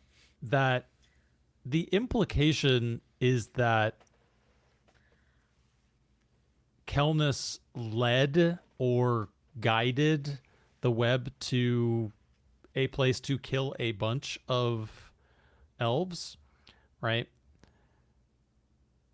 Why he did that, and potentially doing that without knowing that he did that, right? Especially if these elves were recluse away from the world for a particular reason, right? Given gives this kind of implication that the reasoning for that to happen is misunderstood, right? And hopefully we'll get a chance to figure out what that reasoning is. But I mean, we've got no indication that Kelness is a reformed evil character or anything like that, right? So there has to be more to that story arc, I feel, than we've been led on to, right, so far. Yeah, I have a feeling it's like there's two separate. There's like Kel's perspective and Yilda's perspective, and it's probably the same details but just perceived differently. Yep. Truth is somewhere in the middle. Yeah, and also like Luffy's like it's to the north because I looked at the map again to kind of see where it is. It's to the northeast of the map, so it's a complete opposite. It basically Mount Atri is in the middle between where they are and where Luffy is. So it's going to be a while before they'd ever get there anyway. But then it seems to be just the whole wood rather than like a particular city. So it's interesting that like Kel possibly left the wood for something and accidentally drew people back. But yeah, maybe it's like a thing where I'm thinking maybe Kel believed Yilda was in the web, and that's why Kel is like blaming the web killed my family. But Yilda thinks that Kel killed the family. Yeah. So again, it might be that case of, audio listeners, I'm doing the Spider-Man pointing meme. Like the Spider-Man, the Spider-Man pointing meme of actually like, no, is, both sides blaming the other side, and maybe it's actually both a secret or neither. third thing. Yep. Yeah. Third thing. Both or neither, right? Yeah, it'll be interesting to see how all that plays out. Shan. Yeah. What was up with this dice tower? Oh my god. Cursed, and they said that in the action surge. They were like, this thing is cursed. Like Holly had said how cursed it was to us in the watch party too. She was like, none of us understood it. How everyone rolled so badly, like in just this like weird tower thing. I don't know what Mark put in the tower, but Mark put some juju in the tower. I haven't done the math to figure out how unlikely the set of rolls was. I will probably try and do it before next episode, but yeah, Mark put some juju in the tower. It's bad. Yeah, he definitely put some juju in there. He put something in that we tower. We were saying that he should sell this dice tower to all DMs. If you want your players to roll poorly, please have this dice tower. Have this dice tower. This incredibly cursed looking I think dice tower. like I hope they keep using the dice. I know like having an experience like that would be like, too scared to even like use the dice tower. But I think that's even more of a powerful reason from now on to use like the dice tower even more.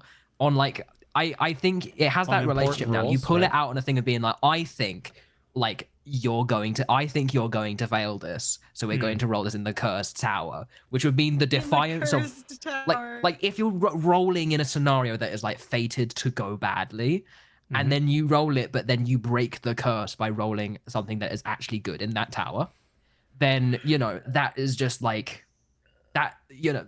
It's cinema. It's the narrative. It's the narrative. I'm trying to remember as well, the last time they used the tower, was that Radiant's death save in 17?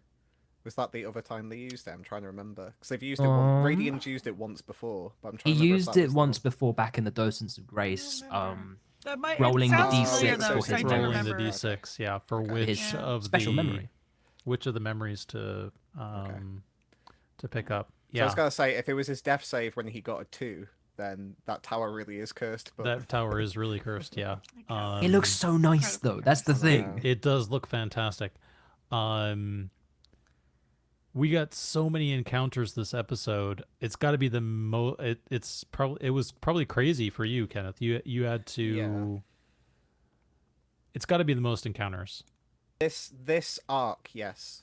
So since season 2 started, from episode 14, this is the most encounters we've had in one episode. So for 40 or 50 hours of play, right? Yeah. Yeah. Because everything's been mainly like a single, like Harry's been throwing like little encounters here and there just to kind of keep them honest, I guess is the best way to say it. But this has been the first time that he's really thrown like a gauntlet at them again, where it's like, it kind of a bit ironically, like Harry did mention this in the action surge, that every time something important is going to happen, I put you inside a cave. But it's very similar to like episode 13, where it's like they just had a gauntlet of things that was just taking their health away, and this like felt very similar, where it's just like they just kept bumping into stuff. Yep. Cool. My question, actually. Go, Kenneth. Harry. Go. My question to Kenneth. Was it this episode that Dolly like killed a swarm of stuff? Dolly gets a insects? kill. Yes. Okay. How many kills does Dolly get for the swarm? Because that was like 26 like spiders or whatever. Because I think she like shattered a whole bunch of them. So does she technically have the highest kill count now?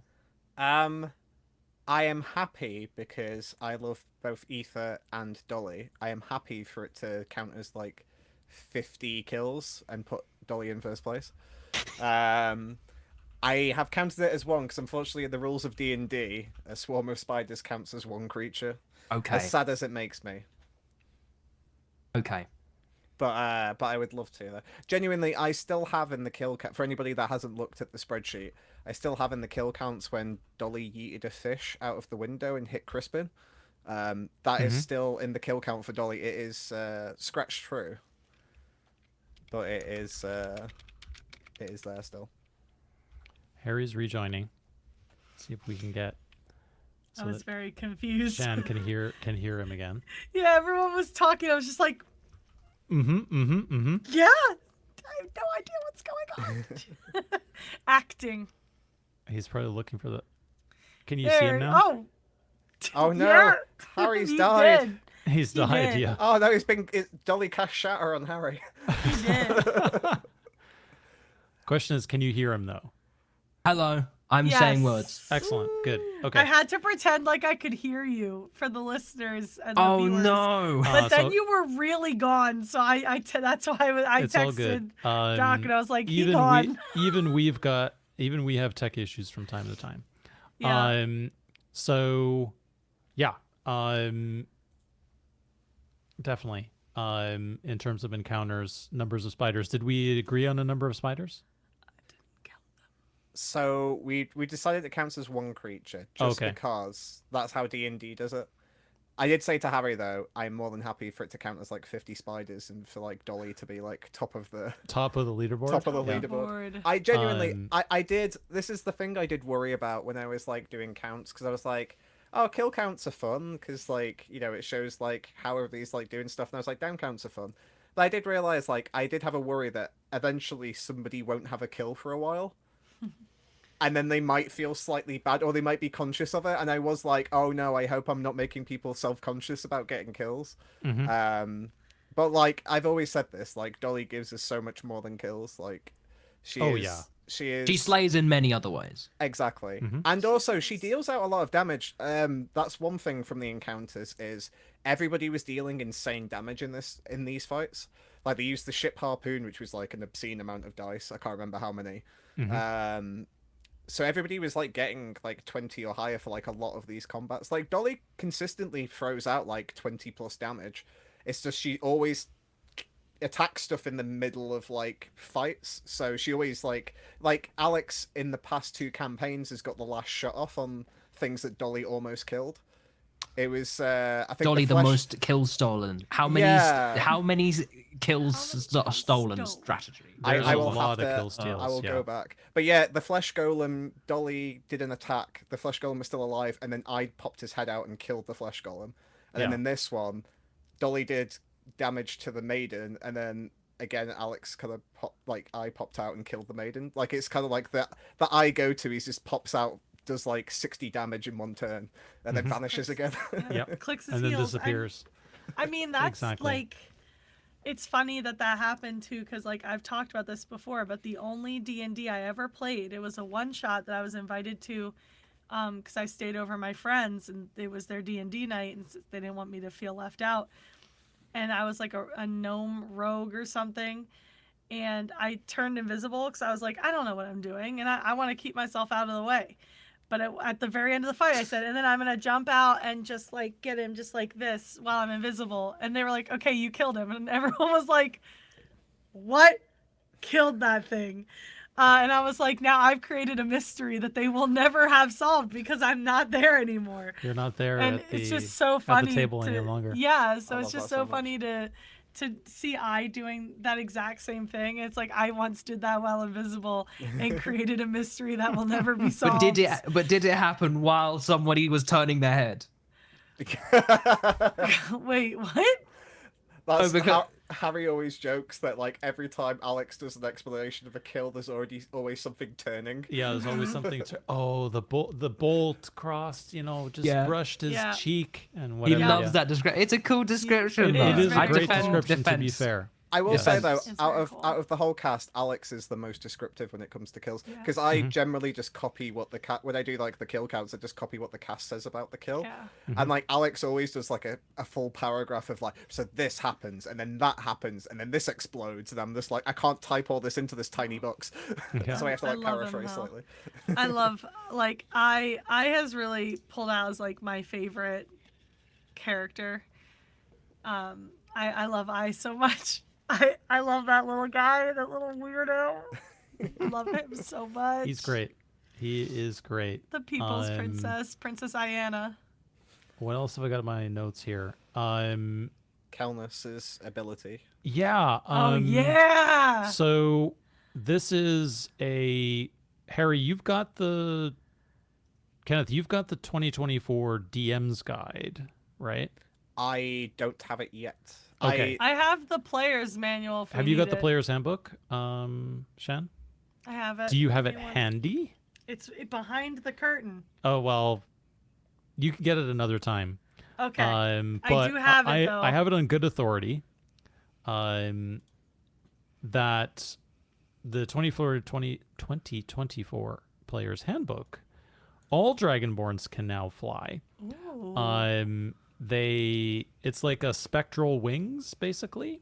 Mm-hmm. So they have to cast. It's an action, I believe, and gives you flight, and it's for 10 minutes, I think.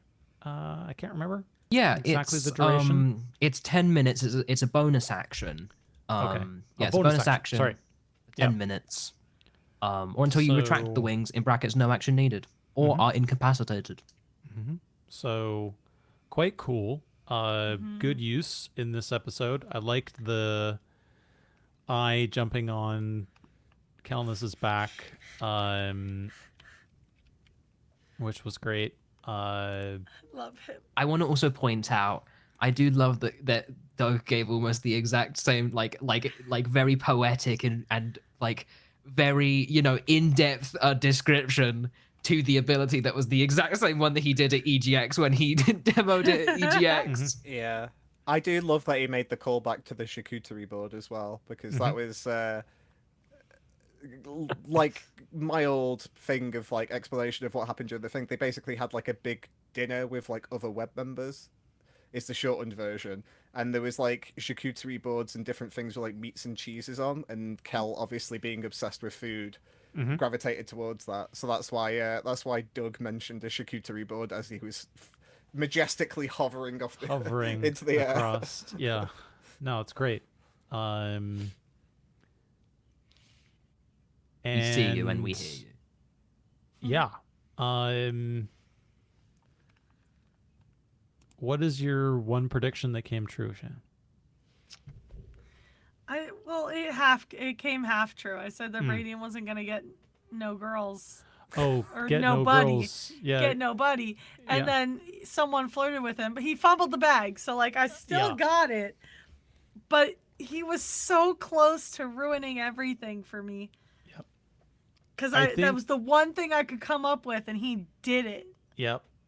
I think I said that I'm looking forward to Dolly and Radian jumping into the lake together, and boy, am I glad that didn't happen. Yeah. They would have been yeeted and yeeted. Well, good news is Dolly's been in the lake at least, so like half of it's. Dolly has happened. been in the lake, and so has Kelness. I think that's it, right? Yeah, Just the those two of them I think have so. been in the lake. Yeah. Radiant has not been in the lake. Did I even make a prediction? I don't even remember. I cannot remember. You'd have to go. You have to go back and listen to Oh, no. last episode to Yeah, remember you your would. prediction. I think your prediction might have been something to do with Dolus, because you. I think you were like. I think you were like, Yeah. something's gonna happen with Dolus. This guy's and gonna then, be. And then Doctor was like, "Do you mean like he's gonna be bad or good?" And you were like, "Yes." Yes. Yeah, exactly. Yeah. Something's Technically, gonna I was happen. right. Yes. He He was playing both teams. Yeah. I was either like, it's either Dol Yas or Dol Na. Yeah. Yes. Well, no. Dalias, Yes. we don't know. And I think I went on the side of Dol Na. But Yeah, otherwise, I think you were edging I don't know. towards that, yeah. Yeah. I might be completely wrong. Anything else you guys want to say on 21 before I ask my final question regarding 21? I guess for me it's just we have more Radiant lore. Like I know we brought it up a little earlier, Yes, we do. but like the Radiant using his whatever it happens to be that people from D&D might know what it is, but Radiant used his thing and got Again, a vision. Please rephrase. Radiant used his ability that he has Thank you. that he can Yes. use. That's gonna He be would clipped, like isn't to it? use his thing, but that is once gonna- again, that is also gonna fumbled be the clipped. bag. Yeah, he did, and Harry I didn't say know he said anything wrong until I saw Harry's face, and I was like, Yeah. "Oh no, I've said something." Harry did say in the action surge that he has several visions bag. planned, so that'll be great to see those come through. And then he said that Ben could have gotten that vision instead, depending on how he rolled with the docent. With the docent. Yep. Which I thought was interesting. Because he does have a few, but that made me think of, because I managed to bring this up in every conversation. I watched all of Severance like 2 weeks ago, whole thing, and I like it made me crazy. The show made me crazy, but it reminds me so much of Severance. Like he has an inside world and an outside world. And it's like, will those two ever come together? Maybe. But like, yeah, I don't know if you guys have watched Severance. I don't want to talk too much about it because if I give away the game, it gives away The whole basically show. the whole Yeah, show. yeah. But yeah, it's one of Are those. the eagles in But it? like, I don't think there are any. I did think about There's it no for a foot- second. I I don't don't think think there's I've seen any a football single references. eagle. Wait, there is one. I think it's in the training video when you finish a package and it gives you the congratulations video and he rides away on an eagle or something, or he flies away with an eagle. Flies something away. like that. I Harry honestly knew. can't remember. But yeah, so but yeah, it kind of reminds me of that. He has this whole previous like life thing going on that is so completely separate from what he's doing now, but they inform each other in a way. And it's like, how do they end up crossing over / when and why? Yeah. And how will it break everything? Fascinated to see how that goes and see what other like things we get revealed.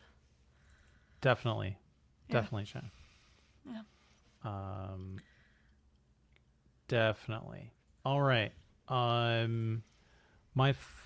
Any other comments on 21 before I? So, for those that have played D&D, do you like spiders in your campaigns? I'm partial for them. I'm neutral. I'm neutral on spiders. I'm partial for a spider. Partial Spy for a yes spider? or spy no? Have you ever had anybody at your table who's like, I don't want spiders in the campaign? Yeah. Yeah. Yeah. Like, yes. But, in terms of just, yeah, in terms of it, it's, yeah. Sometimes it's just kind of not come up. But when it has come up, I've been like, oh, spider. Hey, they do things. Wow. I hit them with my 8 sword, legs? they die. Crazy. Damn.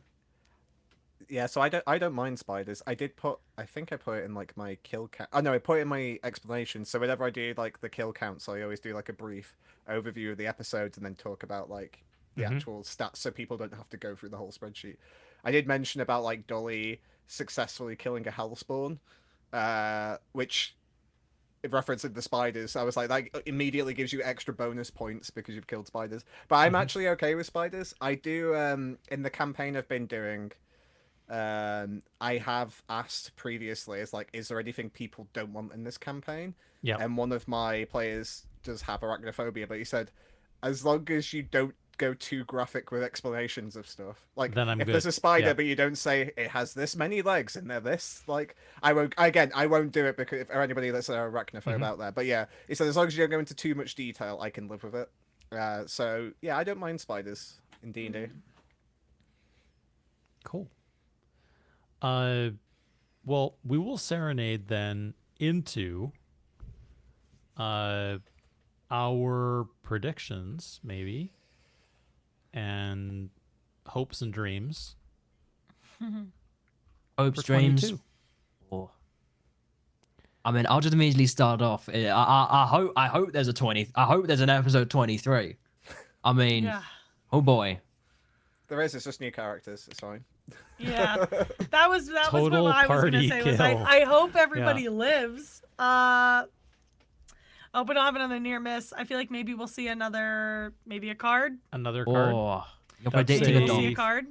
That is a bold prediction, Shan. Yes. That is your Listen, prediction. I'm trying to go a little I want to go a little bolder this time, because I didn't go bold enough and it happened and I was like, dang it. You gotta be true to the bit, right? Yeah. Yeah.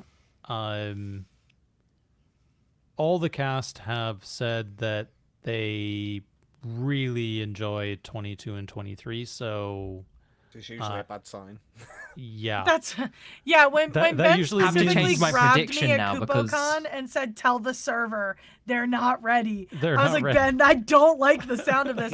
And then Radiant died. Yeah. So like, He did the same at EGX. Like, Ben just kept telling everyone 17.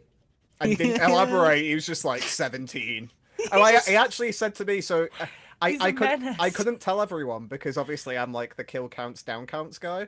But I was like, oh, Ben, I'm like the spreadsheets guy. I was like, oh, great. It's like, you're going to love 17. I was like, that sounds terrifying. I was like, oh, no. like That's he's not a menace. that's not good. Yeah. I have to change my prediction now because episode 23 is confirmed to exist.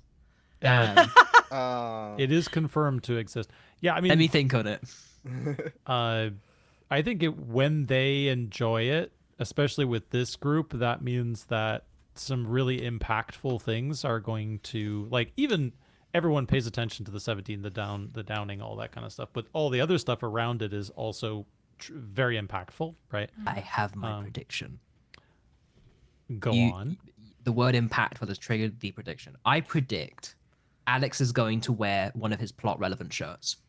Okay, I was afraid when you said impactful, I thought you were gonna say that like a meteor was gonna hit. He's going to wear one of the plot relevant shirts, which are basically Right. like he has these really cool like two-toned these two-toned kind of like Bowling shirts, basically. yeah, bowling like shirts. And whenever he wears one of them, it's significant things happen. My prediction: I'm on bowling shirt watch. You're on dress watch. I'm on bowling shirt watch. Okay. you're Alright. gonna do a spreadsheet, weren't you? You're gonna do the how many times has Alex worn this shirt when something important happens? I'm Yeah. still waiting for it, Harry. By the way, Kenneth, you're not getting away from this either. You need to predict something as well. Unfortunately, it's the rules. It's the rules. Predictions. So my prediction is I have a feeling Yilda's there for something else other than basically to drop Kel on it. I think because Yilda's slightly working for the web and is trying to screw over Kel, I think Yilda's trying to infiltrate the sanctum to kill someone. I don't know whether it's going to be Parvus or I have forgotten what the Dragonborn Antiqua is called. It doesn't matter. Saravax. That one? Saravax. Yeah. Yeah. So I don't know if it's Saravax or Parvus, but I think Yilda's there to kill one of the other Antiqua and go, they did it. They did it. So I think Yeah. that's Especially because Parvis is who they're trying to see. So And- like, and if he Gilda figured knows it that, yeah. out, Yeah, if he figured out they wanted to see Parvis, that's 2 birds, 1 stone. Yep. Yeah, because Kel told him. Because Kel basically explained everything to Dolus. Because Yeah. like Dolus was like, "Why are you going?" And it's like, "Oh, we're there to speak to Parvis." So Yeah. I think, yeah, I think when Yilda disappeared, I think they've just infiltrated the Sanctum to go do something nefarious. So that's Yep. my prediction. That's Just fudging gonna good. Keep them That from getting the is- information they need that is good. and frame them for another Huge. god's death. I Yes. will Huge prediction. file that in the memory bank for the watch party next week. Yes. And for me, oh boy. Yeah, it's hard, isn't it? Y'all are bullying me. It's hard. Prediction. I think Dolly is gonna get more than 1 kill. Dawes gonna so- kill everybody. We foreshadowing. We know that Harry has more or less said that episode 22 will start with an encounter, that there will be minis. Because he's basically said, I had to prep Mark for this. That's what he basically said in the action surge. So yeah, I think Dolly might get multi-kill in 22. That's my prediction. 100%. I am. I think I've said this before, but I am. My favorite character is Dolly, but my favorite player is Holly because me and Holly play D&D exactly the same way. Like we've got very similar styles of like play. But like Dolly, I've been team Dolly conspiracy theory since like they went to Baroon and they spoke to Indy, and it was like, oh, I know you from a previous thing. I was like, okay, so Dolly was in a gang previously, and this Nox person she keeps mentioning was like the gang leader, and it's all like the past few episodes have been like amazing for me, being like a person that's desperate for Dolly content. I'm like, yes, finally, I've been vindicated. Yeah, I'm definitely looking forward to Aoife being able to flex her muscles a little bit and really explore the character. I feel like at the moment, and I probably haven't said this, but at least not publicly anyway. I feel like sometimes she feels like she needs to enable the rest of the group to play, right? And it'll be nice when she gets a chance to kind of shine and have a episode that's about her, and I don't think we've really had one of those yet. I mean, we haven't really had one about I either. But yeah, I think it'll be nice when she gets that opportunity. Yeah. For sure. All right. We ready to go on to the art showcase, guys? I Give just me have some art. I have one extra thing. Oh, Go. never It's mind. very, Don't very, give very, me very quick. Because I only just remembered now looking at the thing. Bar our guest. Speak. And I button. Is that Kel accidentally described Yilda? Yes. That is one, like they mentioned it in the action surge. Yeah. But Kel, when he used the amulet, was like, "I'm a strawberry blonde elf." Oh yeah. Yeah, it was. Yeah. And then Harry was like, "So yeah, so you just completely described Yilda. That's why Yilda was like, What the It fuck? was weird, yeah. Yeah. In this, So yeah. I love that as well. That like Kel somehow telepathically connected with Harry and was like, this person is strawberry blonde," and That was crazy. It was good, yeah. A good explanation for why that role wasn't so meaningful when I pulled out the wasps in the jar, effectively. Cool. Anything else before we move on? Got quick art showcase, and then we'll wrap up. Ready to go? Let's hit it. All right. Spoilers off. Spoiler. Art showcase up. Hell Let's yes. go to our screen share. And first there's a little story to this, which is Mazoga the Dork was in a cafe, I think, where they encourage you to like doodle basically on the tables. and put the web symbol in. I think That this is is like fucking ominous. Like that is like is with context ominous. ominous, Yeah. But very cool. I think it looks like to me like a dry erase marker. Yeah. So I think they did get asked whether they came back later and it was still there, or whether anyone had written anything on it. And I think they said that they wiped the tables down at the end of the day. So, Yeah. but I thought that was kind of cool that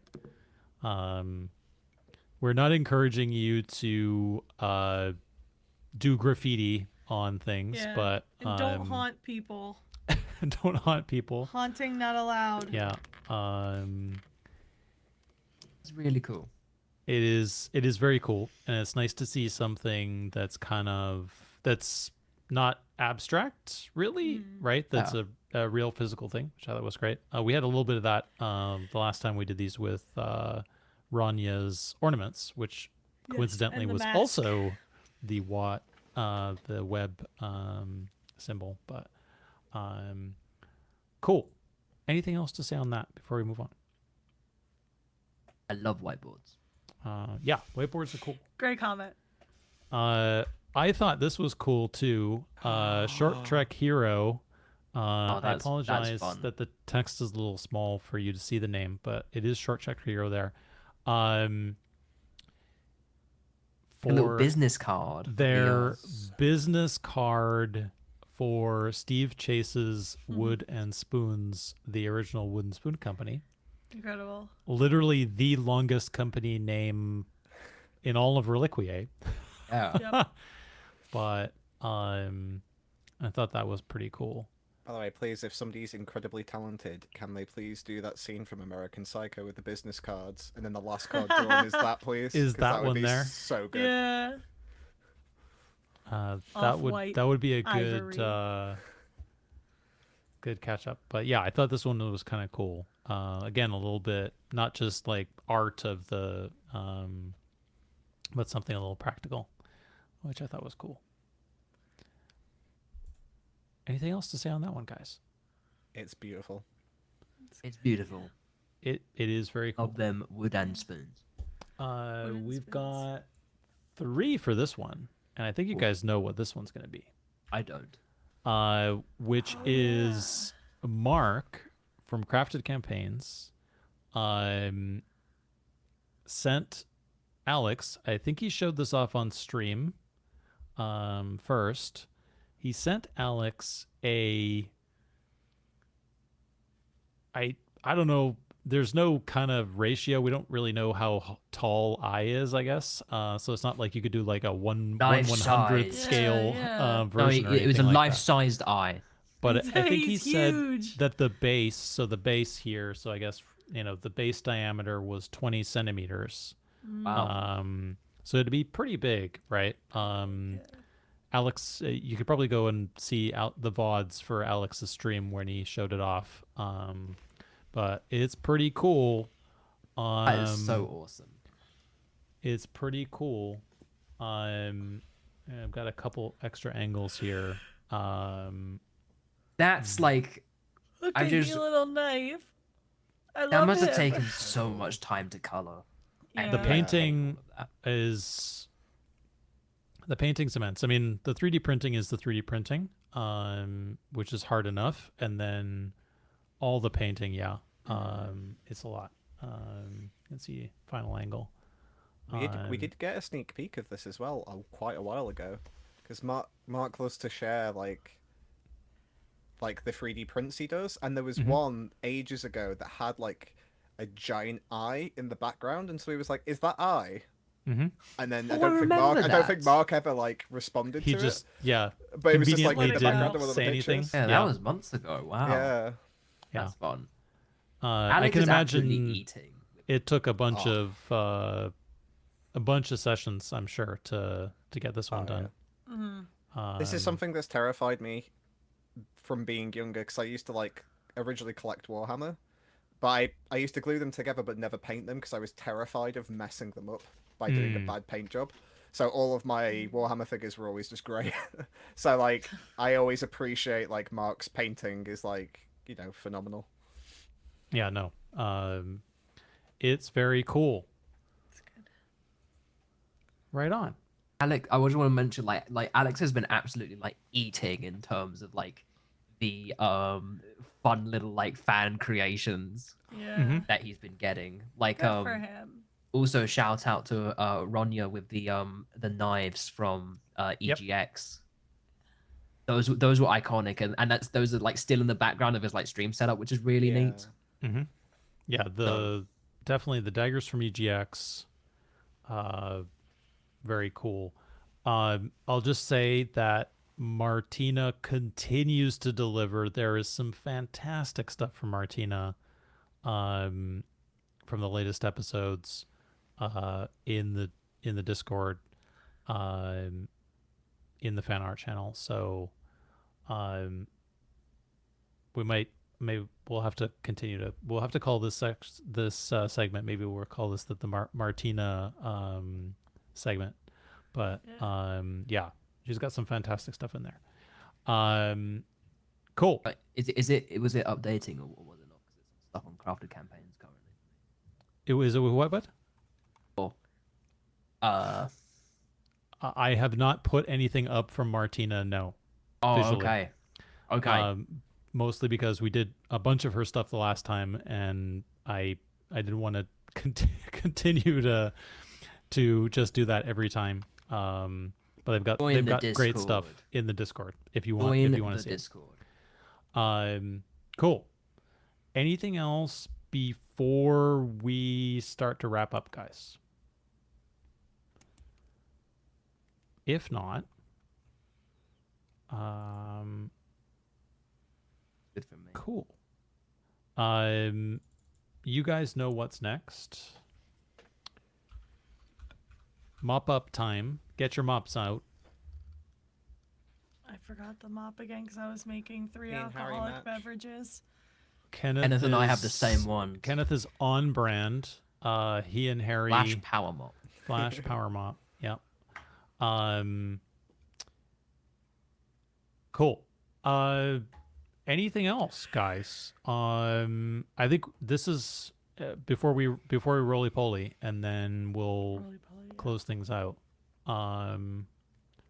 Anything else you think we forgot that we really should say?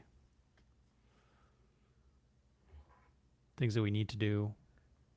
I don't know off the top of my head. I'll say my usual, which is this will be out Thursday. You will know that now because you're listening to it. Mm-hmm. There will be another episode after episode 22. I'm going to be doing some traveling in late February, so we might have a funny schedule for a bit, but we'll see how that goes. Keep you guys posted. And Have fun with the travel. thank you. Yeah, good luck. And thanks everybody for all the kind words on the comments on YouTube. I've even seen some comments on Spotify and ratings and all that kind of fun stuff. Thanks. I didn't even know you could do comments on Spotify. Yeah, you can do comments on the podcast there. So very cool. Anything else? I just have one thing to say. Yes, sir. Which is, well, two things, I guess it's tied in. First thing, thank you so much for having me on the podcast. Genuinely, I have loved the first 2 episodes. I just love having a little bit of extra content. And, like, I don't go to the watch parties, so it's nice to get, like, the watch... Because I'm always busy. But it's nice to have, like, the watch party vibes and kind of catch it. And also, thank you so much for having me be on as the first guest. Like... When Doctor asked me, he was like, "You're gonna be the first guest." I was like, "Why? Like, I just make a spreadsheet. Like, there's so many other cool, creative people." I don't do anything, and here I am. I felt it was appropriate for the person who came up with SixPack to be the first guest. I am either you're welcome or I'm sorry, depending on which side you fall. Depending I know on there which are side you fall. I know there are still 96s out there, so I'm sorry. I only do it because I think it's funny because it makes me think of Natty Lights, which is a very American thing. That's the only reason. The thing that fell in my because favor is Sixers is like my basketball team. Oh yeah. Mm. The only thing Yeah. that fell in my favor is how much Aoife hates 96ers. So it was like I feel like it just fell in my favor that like the six pack was like the alternative. So it was like, oh, we'll Yeah. go for that one. All right. Excellent. I need to make Let's- a confession. Oh, you have a Uh-oh. confession. Oh. My only confession is that like sometimes people who haven't watched the show, I do sometimes like occasionally abbreviate natural six as natty six, like just as a cheeky thing. That's my confession. Yeah, I was listening to Natty Six last night. Once again, another thing that will be clipped, Shan. I was just Right. giving my best frat bro Your best impersonation. frat bro. Yeah. Yeah. Cool. Well, let's rolly some polies, guys. Okay. Yes, we need to do that. And this Yeah, was I a might- topic. There was a Yep. long and detailed topic on the Discord about how to Please help calculate the me. roly polies and what the totals amount. And there's even confusion amongst the ASMR. Natural Six cast because I'm pretty sure Harry, the DM, led everyone astray by saying that the maximum number is 160. How you roll your roly polies are certainly up to you, but we only roll in 7 dice here. Yeah. So the Okay. maximum is 150. So just to show How is anyone rolling more than 7 dice? there was a confusion about you roll the D10 Re-rolling the twice. D10 or adding another die to your set. So Okay, got it.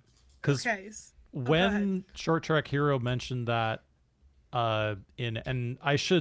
we should still record a how-to, and I should put it on the Roly Poly page for anybody, because there are people who just don't know how to do it, and It's so everybody confusing. everybody should feel like they can do it. Even if they don't play D&D, they can go out and get some dice and do this. Everyone should be able to do it. Everyone's Right. polls should be rolled.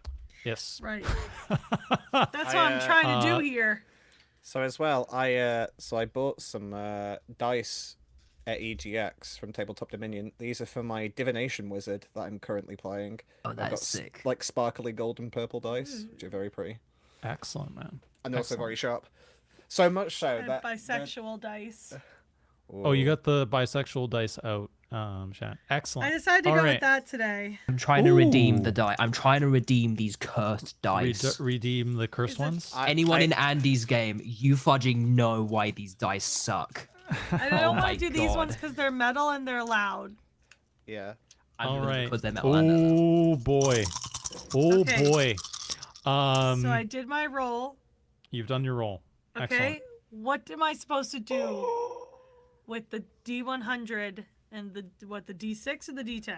Okay, all we're doing is adding them all together. Just add them. Okay, thank you. Okay, unless it's a I double did not zero, get a zero. I did not get a zero. and that's the only exception. Okay, thank you. All right.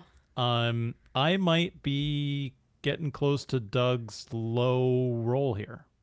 Oh no. I might be 5? getting close to Ben's roll. 5, 10, 14, 15, 16, Take a picture. 20. Oh god. What? That is almost the lowest What? it can possibly be. What is your D100? My D100 is double zero, of course. Oh, So the D20 is a 1.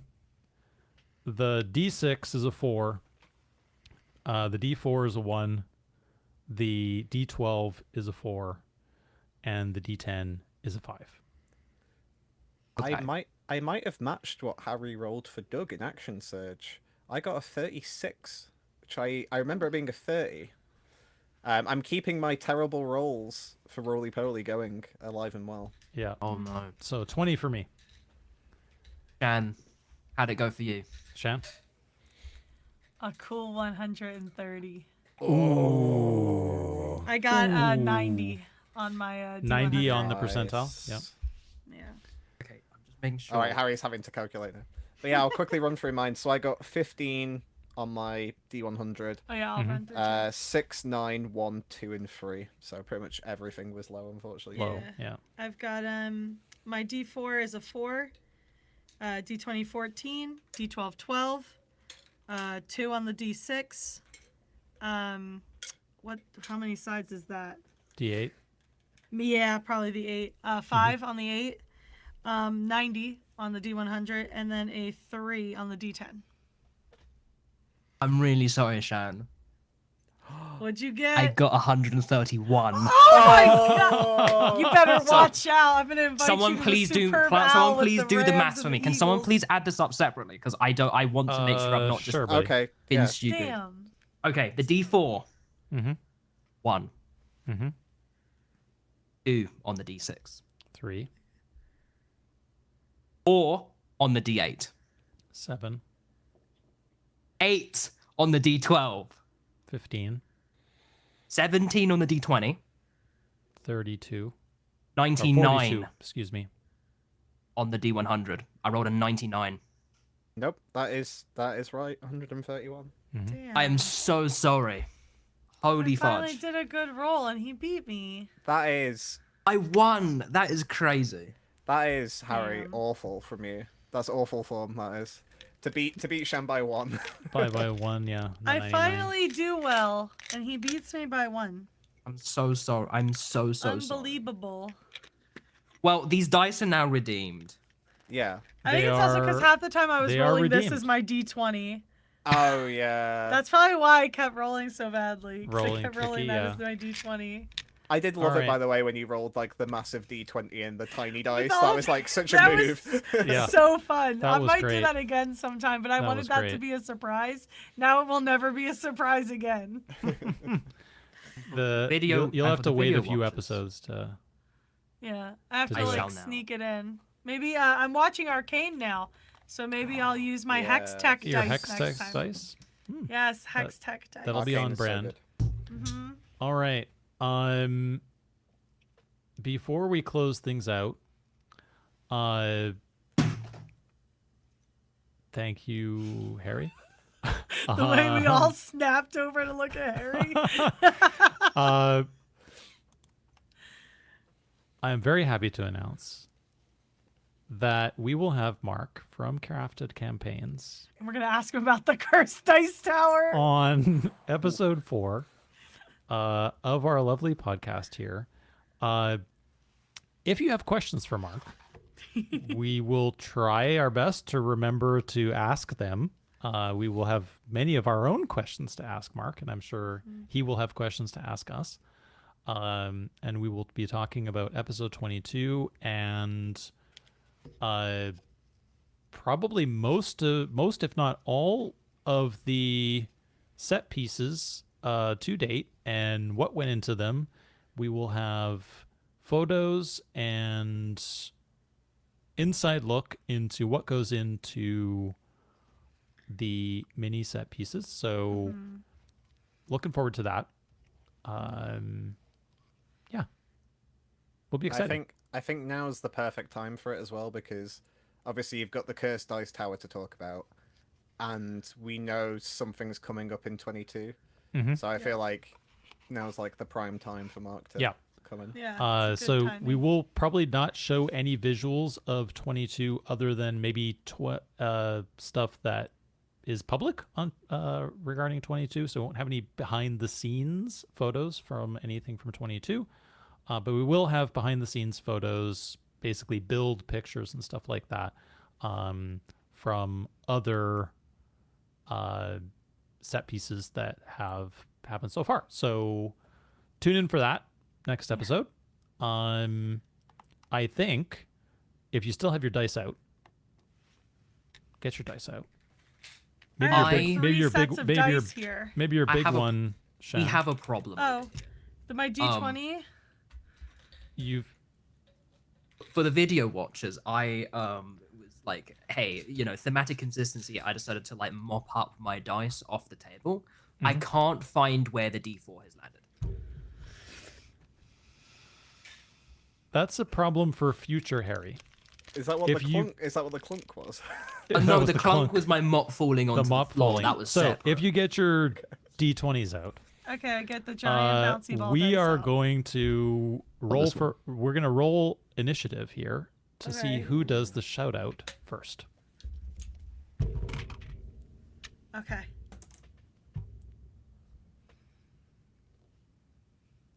What did you get? A natural 20. That is a nat 20, which is good after my 20 roly-poly. I will make the decision to go last in the shoutouts. I'll let you guys. So what? Natural 19 for the cat. 19 for you. So Harry can go first. Fudge! I got a. He I got won, a 12. but got at what 12. cost? Yeah. Oh, yeah, I got Shan? I got a hook on my headphones. I got a 14. All right. So we'll go Harry, Shan, Kenneth. Production question. Do I shout out what's in the document or do I like... No. Okay, your own shout out your own to- shoutouts. What have you got going on? Shout out to my mum. Yes. Yeah. Shout out to Yes. shout out to my mum. Shout out to my dad. It's gonna be his birthday soon. Oh. Cool. Shout out to the Happy birthday. @everyone ping on Discord. Doing Thank some you, heavy Harry. lifting. Is there anything you'd like to say to our guest? Shout out to Kenneth. Shout out to Kenneth dies the second. But like my Dies real the question is, second. what about the first and third? Where are they though? Shout out to the first and third as well. So this has come up before, but my username is a reference to Resident Evil, of course, because I'm a survival horror fan. Shout out to Resident Evil then. So yeah, so the reasoning behind it is that Kenneth is the second person to die in the original Resident Evil. So that is why. Oh. I was going to say, as soon as you said that, I was like, I'm picking up what you're putting down. Yeah. It's an incredibly deep cut that only, I think, 2 people in the entire time of me knowing everyone is like gone, oh yeah, there's that. I'm like, Shout Oh out yeah. It's that. yeah. to the Jill sandwich. That's Bill it. sandwich. Shout out. Excellent. Thank you, Harry. Shan, what do you got going on? Shout out to the Philadelphia Eagles. My mental health is depending on you. Shout out to Jalen Hurts. I love Jalen Hurts. I hate how everyone is mean to him.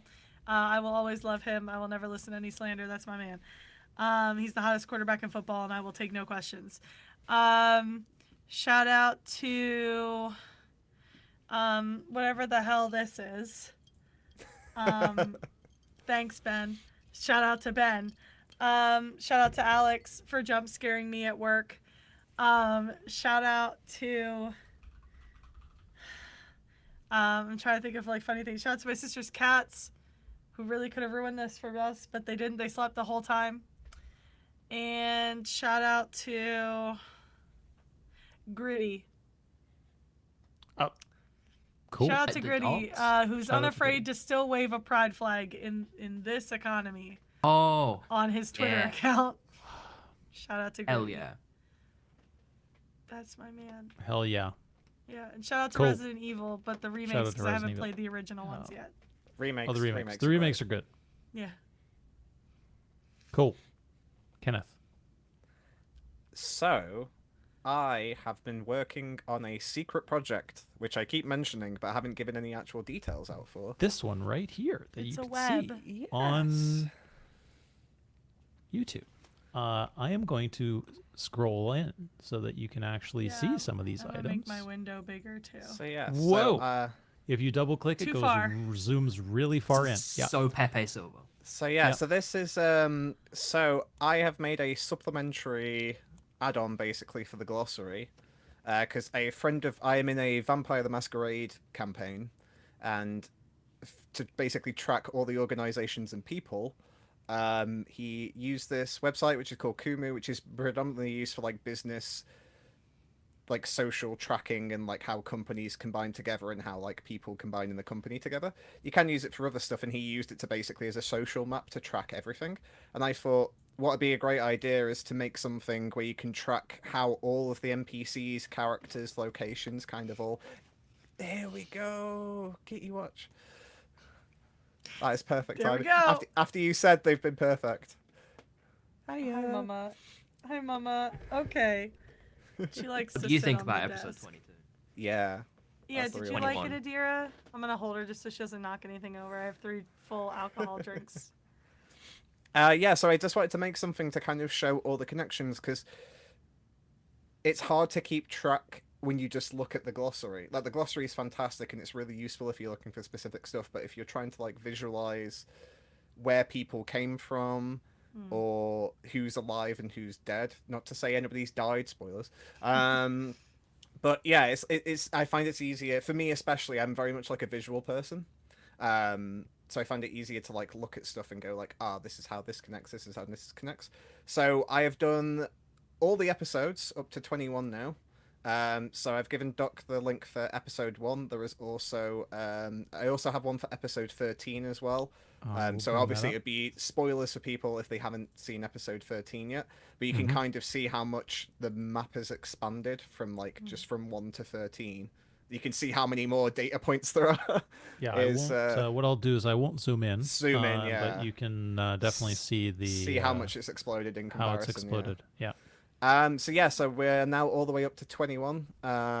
So yeah, this is just basically like a visual guide for people who like want to use the glossary but also kind of get like a visual representation of it as well. So when this podcast episode goes live, I will share all of the links in the spoiler chat. So there will be individual one for season 1, individual one for season 2, and I have also made a spreadsheet, obviously. I feel like it's on brand for me to make spreadsheets now. But there's a spreadsheet which has individual episode links, because if you try and use Kumu on mobile, you can't change episodes. So I've made a spreadsheet so you can individually pick episodes if you're on mobile, but if you're on PC, you can just change which episode you want to look at. So yeah, that is something I've been working on over like the past 3 weeks. So I hope you guys enjoy it. Yeah, And no, thank it's you, great. Doc, as well for showcasing it. I appreciate it. My pleasure.